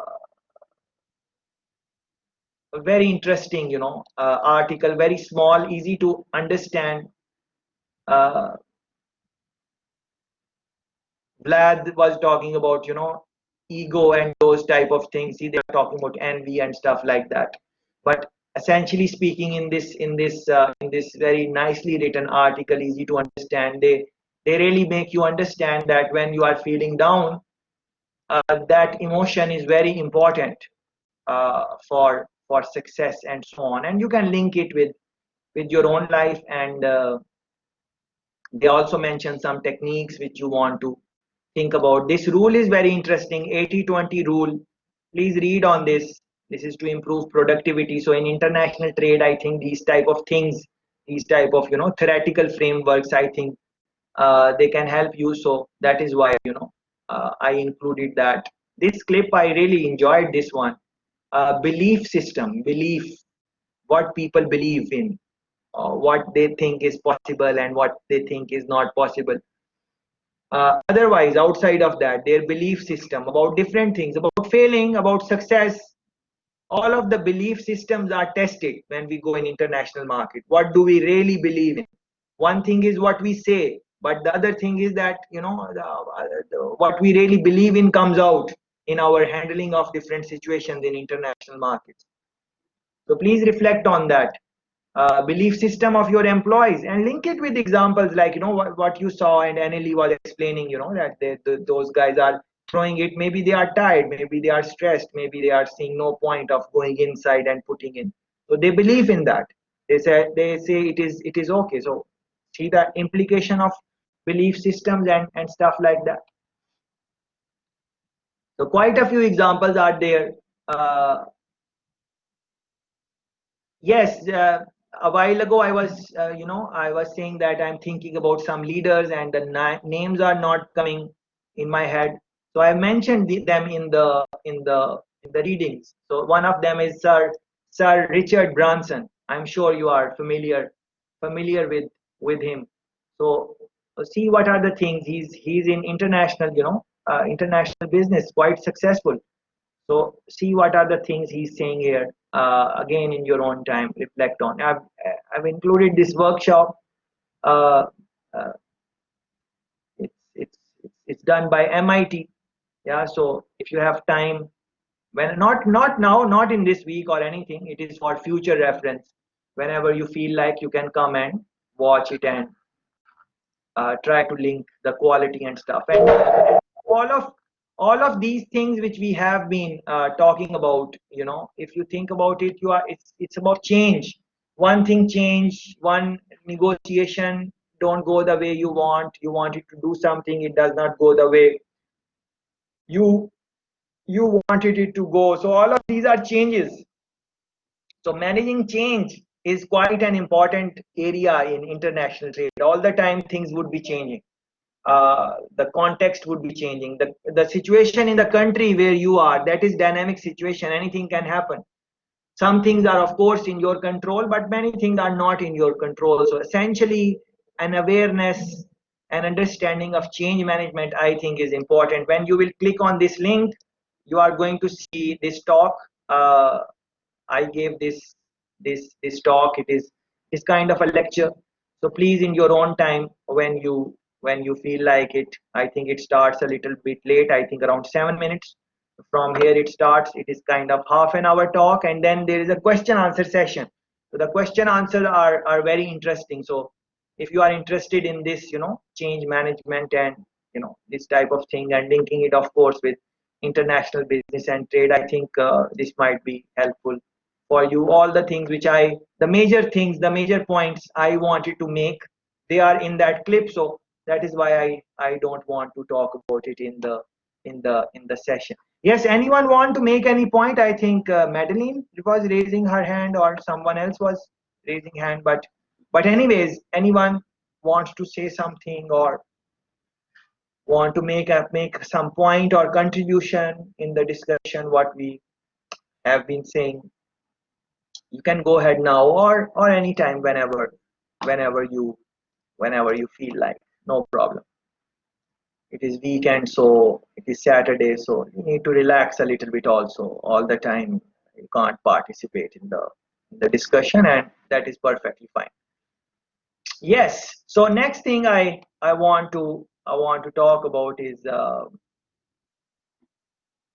global production, global supply chain management. Very important area in international trade, international business. Yeah. So for this, we are going to watch a clip which is around 7 minutes long, and after that comes your discussion. So you guys were having a good were having a good time till now, not talking anything. That is fine. Those were supplementary topics, and you guys made some comments about entry strategy or something. But now comes the main topic for today's discussion. So we are going to watch this clip, and you are going to make notes. What did you learn in this clip, which is 7 minute long? And then you are going to come and make your points. What did you see in the clip? What did you observe? What are the things fascinated you? What are the things you agree, what you don't agree? Anything on the clip, you are going to say that. So I'm going to play it on this forum also, and turn on the volume, but maybe the volume is not as good as it might be if you would play. So I am also posting it in the chat. So either you can listen to it as I play here, or you can just mute here and play it on your computer. Then you will be able to hear the voice quality fine. So depending on what is your preference, you can do that. So that is what we want to do. So it is like 7 minutes. So after 7 minutes, 8 minutes, after 7 minutes we are going to join back. But before that, Vlad, you are saying something, I think. Please go ahead if you want to make some point. Okay, I think maybe that was by mistake. Yeah, well, I just wanted to mention that maybe we watch the video for ourselves. Yes. Okay, yes. Because So that we will be covered that. lagging, and I think that Yeah, we covered that. Yeah, and come back. So the link is there, so you guys can watch it also on your own thing. But I'm playing it, so please make notes. That is important. And afterwards, we discuss what did you learn from that. So that is what it is.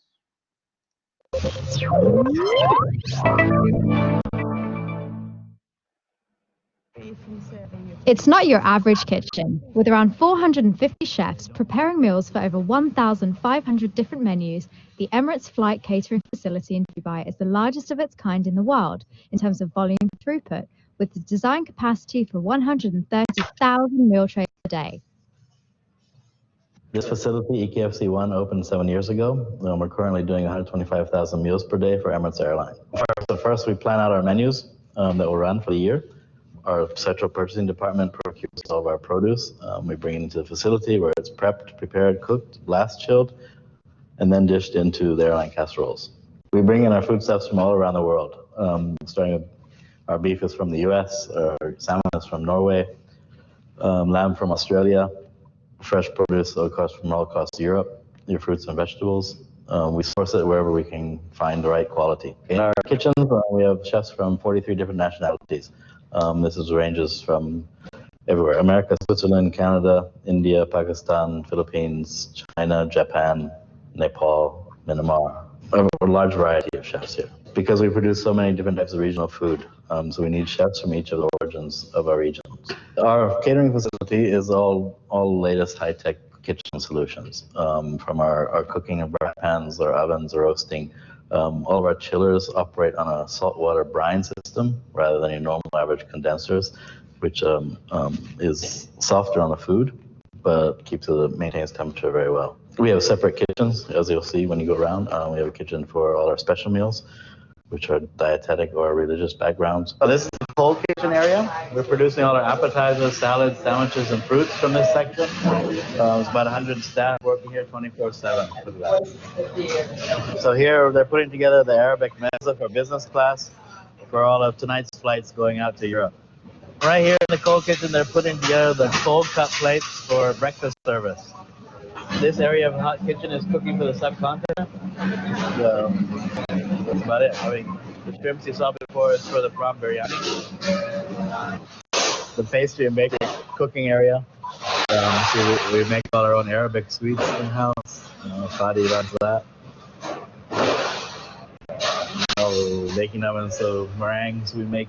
Basically, we do everything except Arabic bread. This is the bakery area. Bakery pastry. Right here, they're making chocolate chip muffins. And in the back, he's making the mixture for cheesecake. As soon as the trolleys are received from the aircraft at the uploading bay, they are segregated into food, beverages, duty-free trolleys, and dirty equipment. An electric monorail system transports 7,500 meal carts per day. The monorail is a system that we have at EKFC that's basically used to transport pallets from the ground floor to the first floor automatically. The monorail system is also used to transport airline carts from the warewash to the warewashing lines for the carts to then be stripped. The carts are then sent to the mezzanine floor where they go through a industrial cart washing machine. In the warewash, over 2 million items such as cutlery and glassware are washed and sanitized in a series of specially designed machines. The machine behind us is the economy warewashing line made by Hobart. This machine is basically designed to wash the inbound tray sets, and the machine can wash roughly 1,200 trays per hour. Now, we have 10 of these machines all running at the same time, and that gives us an overall warewash capacity of 170,000 trays per day. Okay, this is the Emirates Airline high bay store. Within the store, there is roughly 24 hours worth of stock, which is replenished several times a day. But if we have any shortfalls in the working flow of equipment or consumable items. We basically take the items from the high bay store, we process them through the operation and production department, and then the stock gets replenished by an off-site store, and this happens 24/7. This chiller is operating in the region of 2 to 3 degrees. And the reason why it's 2 to 3 degrees, we have to make sure when this flight is dispatched from this chiller and it's loaded into the high loader, the food has to be below 8 degrees. And the reason why we have very, very strict temperature guidelines or systems in place is when this food is served to the passenger on board, the food has not been subjected to any temperature abuse. So when the passenger gets the food in front of them, the salads are fresh, the hors d'oeuvres are fresh, the sweets are fresh. What you see behind me is the business class high loader being loaded with the business class items. All the items will get loaded into the truck, all the non-food items. Once all the non-food items have been loaded, the food items will then be taken out of the chiller. They'll be put into the truck. The items will then be secured in place by a strap. Once that happens, the shutter door will be closed and the vehicle will then be dispatched to the aircraft 2 hours before departure. Meal carts are later on transported by van to the aircraft, satisfying the sky-high appetites of passengers across the globe. Natalie Long for Gulf News.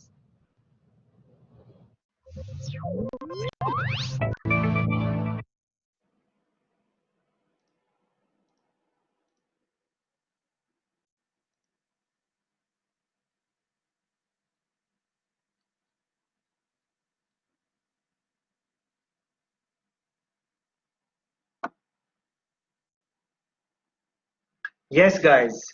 So I hope you have seen the clip either with us or individually in your own system using the link which was in the chat. So let me ask you, as you watch that clip, what are some of the things you learned in that clip? Anything you liked, anything you disliked, anything? Any comments on the clip? Please participate in this discussion. I think this is important for us. Yes, please go ahead. Okay, so I noticed that they said that there are different parts of the food or of the meal from different countries because they want the highest quality. And for example, if they produce in Dubai and they order steak or something, you know, from Australia, that's international. Or if they serve something special from the country, for example, let's say like France or something, then they want to prepare French food and they have special chefs who know exactly how to do the meal, so the people can probably experience a more authentic meal. And I think that's very interesting to know that they do that, that they care so much about that stuff. Madeline, reflect a little bit on this. Like, what do you think would take to run this type of, this type of operation, this type of business? Because they are international business. It is an airline. What do you think it would take from the person who is in charge of this type of operation? What are the things they would want to think about it and link it with overall international business, international trade, if you can, please? Okay.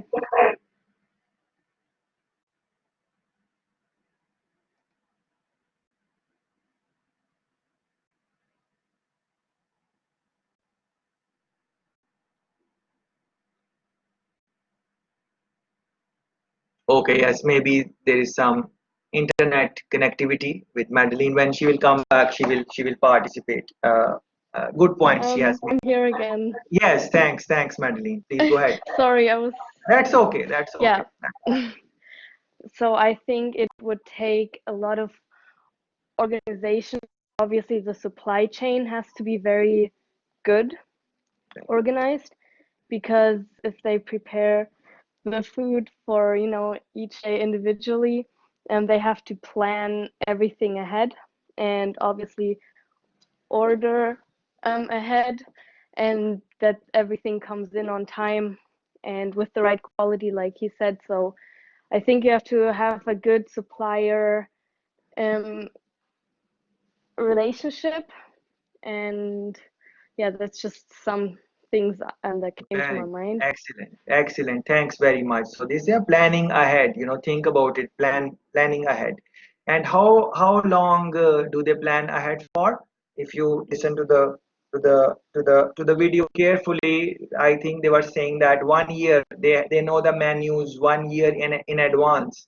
They know what they will make in the 1 year coming every day. What are the things they would be making? What would be the menu would be looking like? All of those things, and then they have to order based on that requirement. So that's quite interesting points in supply chain. And our friend Madeline, she mentioned good relationship with the supplier. That is extremely important in these type of international, in running the back side of the international business. So airline industries, of course, international, Emirates, international brand, but the back side, you have to think about so many things, like our friend is saying, good relationships with the supplier. That is very important, good relationships, because sometimes there might be some fluctuations in the order. You might have asked for uh, let's say 1 kg, and you might need 1.5 kg. So who is going to give you that? Your supplier is going. So if you have good relationships with them and they are strong suppliers, they can help you with those type of things. These things are normal to happen. So think about that thing. And again, Madeline spoke about different foods if coming from different countries. You must have heard that they were saying 450 chefs. That means coming from different nationalities. Yeah, different countries. We don't even have those many countries in the world. So why are they saying 450? Because in every country there are different types of foods. For those foods they have expert people. That is why they have 450 different expert chefs. And then 1000 menus, more than 1000 menus. Can you imagine? More than 1000 menus. How many menus you have seen? Just try to count them. You might have seen 10 menus, 20 menus, 30 different menus, 50 maybe. Not more than that if you reflect. More than 1000 menus. We're not talking about dishes. Menus.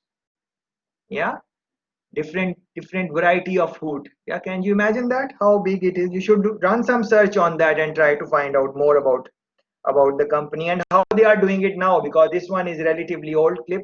They must be doing more things now. 130,000 meal trays per day. Very interesting. But please go ahead. I want to take you guys. Yeah, so while I was watching the video, there was always one question that I was thinking to myself. Do all flights of Emirates fly through Dubai? Because if that is not the case, it kind of seemed inefficient to me.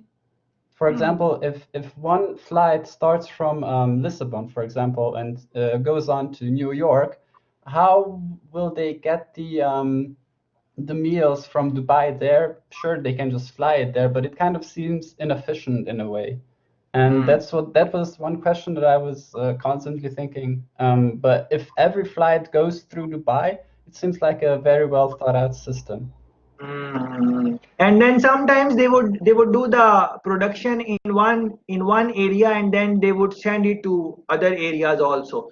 Because if you are producing it one area, it is relatively easy for you, because think about the utensils, think about they had many different type of kitchens. They had different type of refrigerations at different temperatures, hot, cold, and within that they had different temperatures. They were quite keen about, temperature, very strict, because that is going to help their quality. So maybe because of those reasons also, sometimes companies keep the production in one area and then they send it to other area. But very good, I'm very happy that you are thinking about these type of areas, and that is what we should be doing whenever we are looking at any type of clip like this. We should always question that why they are doing it like this. Is there any other way to do things like that? Why they are not using that way? There are reasons for all of these things. So please, I invite you to read more about Emirates. What are the things they are doing now, and reflect on these type of pointers. Very good. Planning 1 year ahead. 450 chefs, I mentioned that, and nationalities. They are 42 nationalities. They mentioned 42 different nationalities. That's a lot. 42 different nationalities. Then they were showing some electric system technology also, electric system, monorails and stuff like that. Washing line, they were showing that. That was quite interesting. And another thing which really struck me was their store, their inventory. And the guy was saying that they refill the inventory or some products, whatever needs to be done, several times in a day. Several times in a day. So think about this. This is quite a 24/7 type of support for international business, because flights are going to go up and down all the time, and stuff like that. So think about this. Very, very interesting. Very interesting. Yes, next one, please.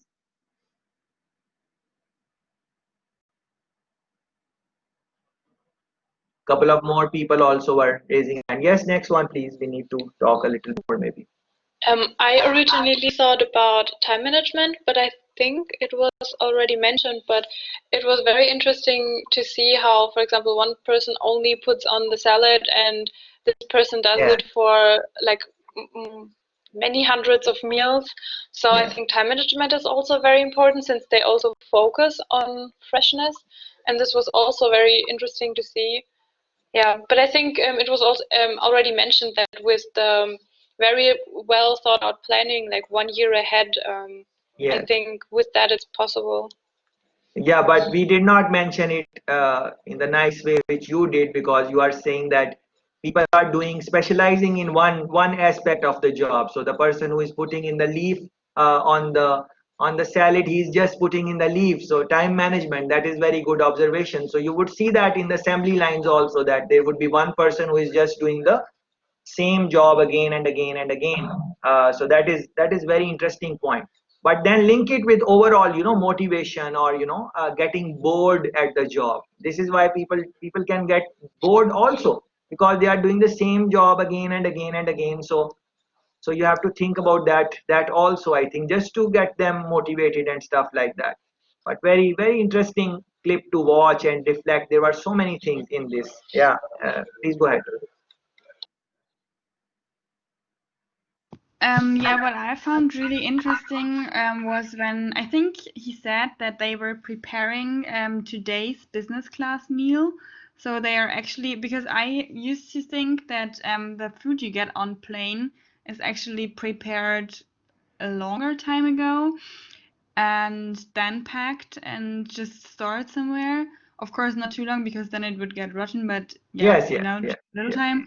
And that they said they prepare it for today. That was something that I found really interesting, because then they also have the aspect of time management again. They have to be ready when the plane is stocked with the food carts and everything. So I think it's a really big job to just deal with that and handle all that procedures and processes there.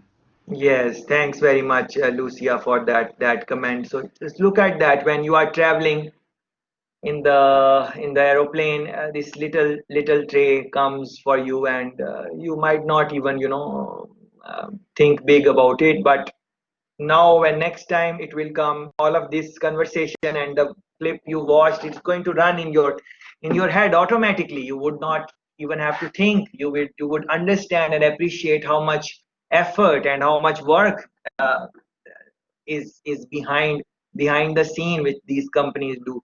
And then think about it, think about it like if there are, have you seen it like while traveling that you are in the airline and someone gets the meal which they did not really ask for, or someone is delayed, is getting the meal with delay, and whatever, these small issues which would happen if you have seen that in the airline. And you would see how customers would react and they are not happy about that.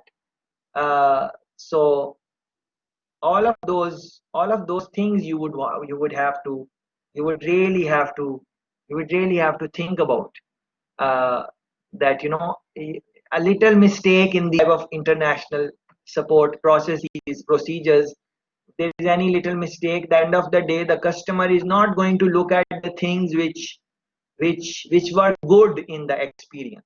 Customers, generally speaking, customers, they are not like that in any society, in any culture. It is not about being Jamaican or being Indian or being European or being a blonde or whatever. It's nothing with that. Customer, they, if you don't satisfy them, generally speaking, they don't really like it and they focus on the thing which did not happen. That is general human nature also. We think about our lives.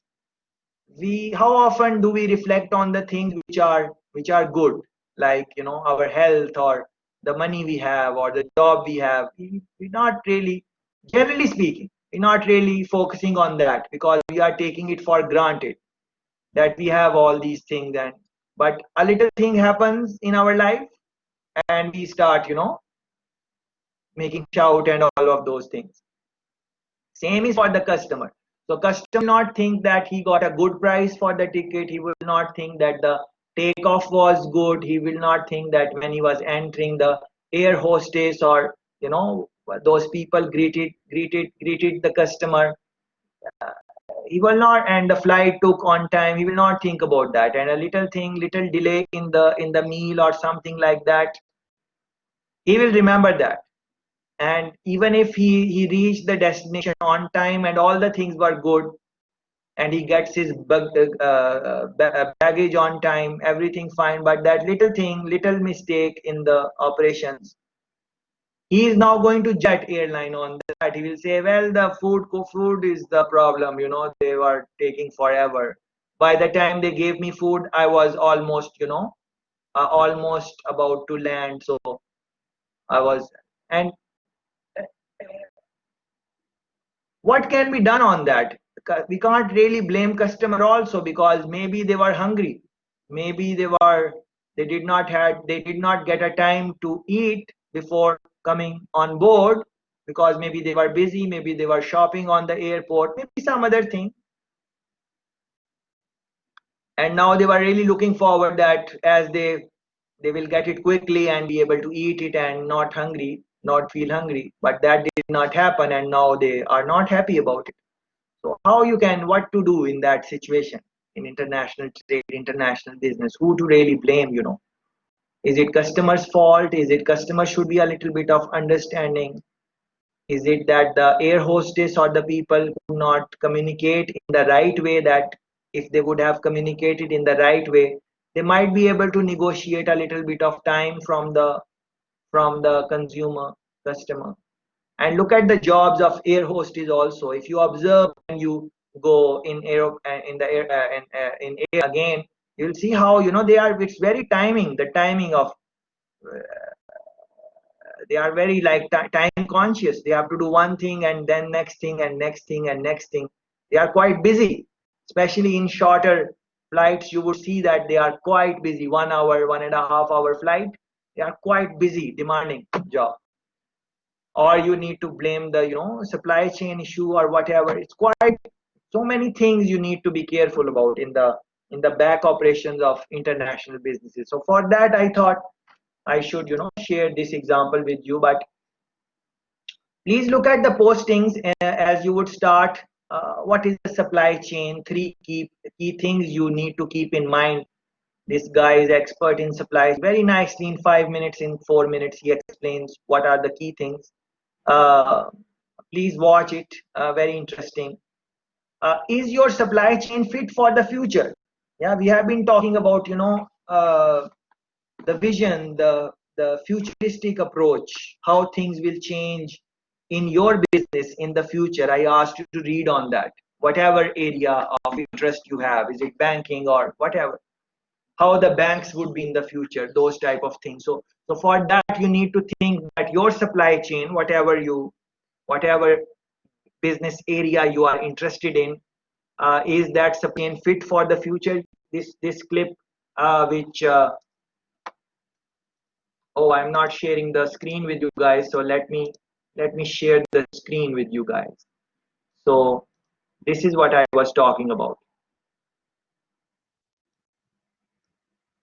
Yeah, is your supply chain fit for the future? Yeah, this clip you need to watch. And before that, I was talking about this one. What is supply chain? 3 key things. So you need to look into these things.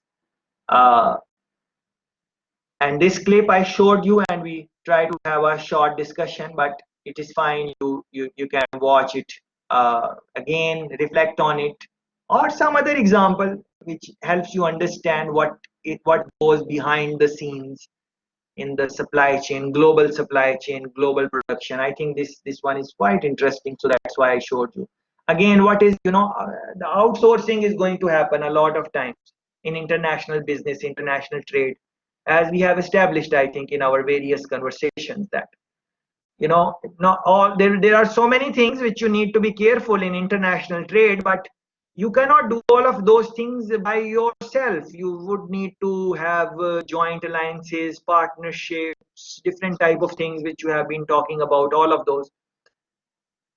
So sometimes you would have to, and you have to focus on your core, the things which you want to be expert in and know in. So if you are too much, too many activities, then maybe it's going to be hard for you. And no business in international world, in international trade, do all the things on their own. They are always doing cooperations, mergers, whatever you want to, whatever situation you want to uh, bring in your life, because every situation would have their issues. Mergers have their own issues, acquisitions have their own issues. The things we discussed, franchising, licensing, you guys mentioned that they have their own issues. But what is true is that they will be outsourcing to some capacity of some level, to gain advantage of the expertise of someone else. And big companies do that. So for example, and it happens sometimes with between a competition also. So for example, apple apple and Samsung, so they are competitors in many markets, although you can argue that Apple is making a little bit more of a luxury than Samsung, but that might not be true. It is just the brand image. Apple's image is kind of that, and Samsung is kind of different. But Samsung is making amazing stuff, just like Apple is making. But the point here is that although they are competitors in many markets, still they cooperate with each other. Still they outsource their activities to the competition. So when you will run some search, you will realize that Apple phone, there are many parts in Apple phone which they have outsourced to Samsung. Yeah, so you can run a Google search on that. Apple outsourcing phone components to Samsung or to other companies, other, you would be, I think I was reading something and it said that the glass screen of Apple, they outsource it to competition or things like that. And competition takes, my God, you guys cannot hear me, right?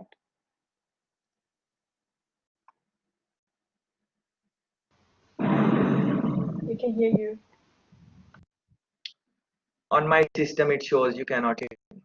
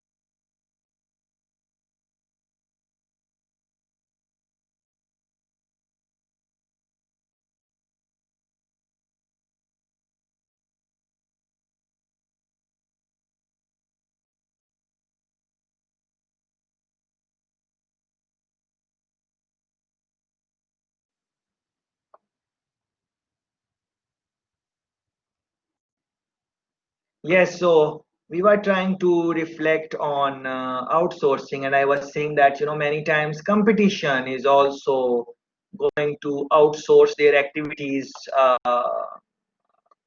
the other company. That also happen, and I was giving you example of Apple, Samsung. But in your own time, please reflect on this. Like try to run some searches on this, like cooperation or outsourcing of activities between the competition. That is quite an interesting area in international trade, and that kind of takes us back to that concept that in international trade you are competing, but even with your competition you need to ensure that you have good relationships even with your competition. So on the face of it, you are having a fight and you are saying different things to your competition, yes, but behind the door you have reasonable relationship with the competition, because many times you will need them in different markets, and they will need you. So it is mutually beneficial, and you would see that in many areas. For example, grocery stores in your city. So there are different types of grocery stores, and they are competing with each other. I'm talking about the big one. But yes, they are competing, but you will know that the managers there, if they are good managers, uh, they would definitely have good relationship with the other manager in the competition. Like they would be in talking terms with them. Uh, and this many times helps them. So for example, think about it. They would have their supply chain, and suppliers would be giving them whatever they want, whatever they have ordered. But every now and then things happen in running a grocery store, a small thing like that. Yeah, so things happen. Maybe you are the manager and you are short of sugar, or eggs, or something like that, something very basic which people are going to come and would want it. It should not happen, of course, but every now and then something can happen because of some situation, uh, some emergency or something like that. And at that time, you would see that these people would call the competition and say, okay, I'm short of this. Do you have that in stock? And the other party, although they are competition, they will say, yes, we have it. We're going to send it to you shortly, and they will send it to them, because they know that this can happen with them also, no matter how prepared they are and how good their forecasting and ordering and everything is there. But still these type of things happen.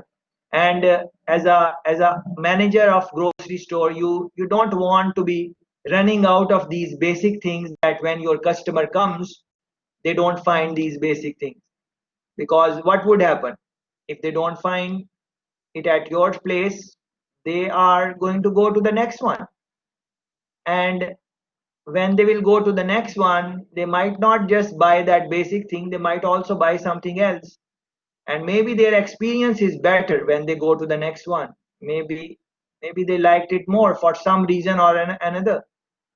And let's say that next time when they come back to your grocery, you still don't have that thing.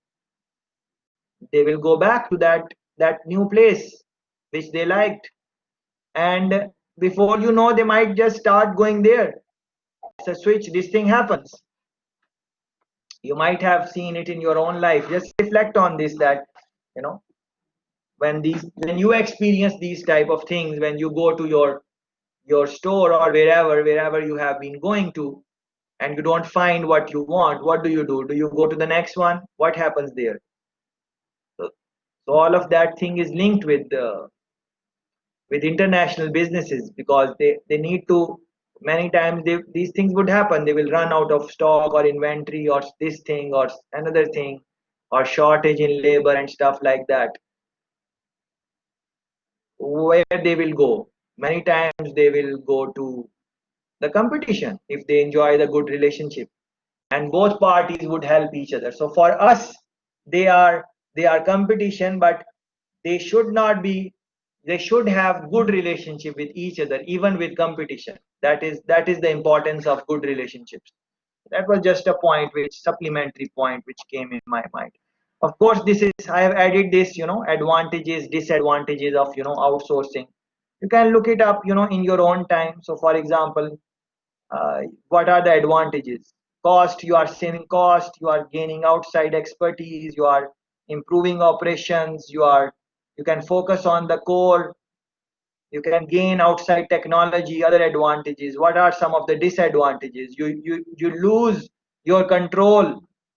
There is increased transportation cost because you have outsourced, so you would be asking them to bring it in.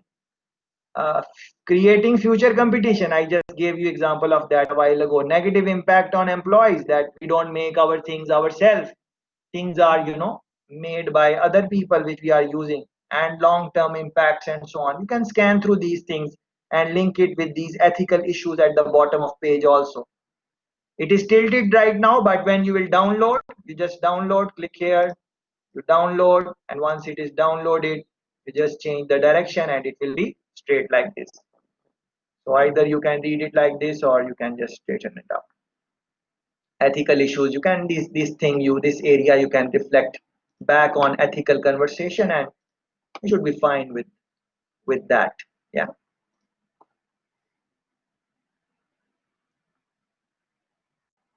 With this, I'm closing the today's official engagement. Thank you very much for being here. Tashfeen?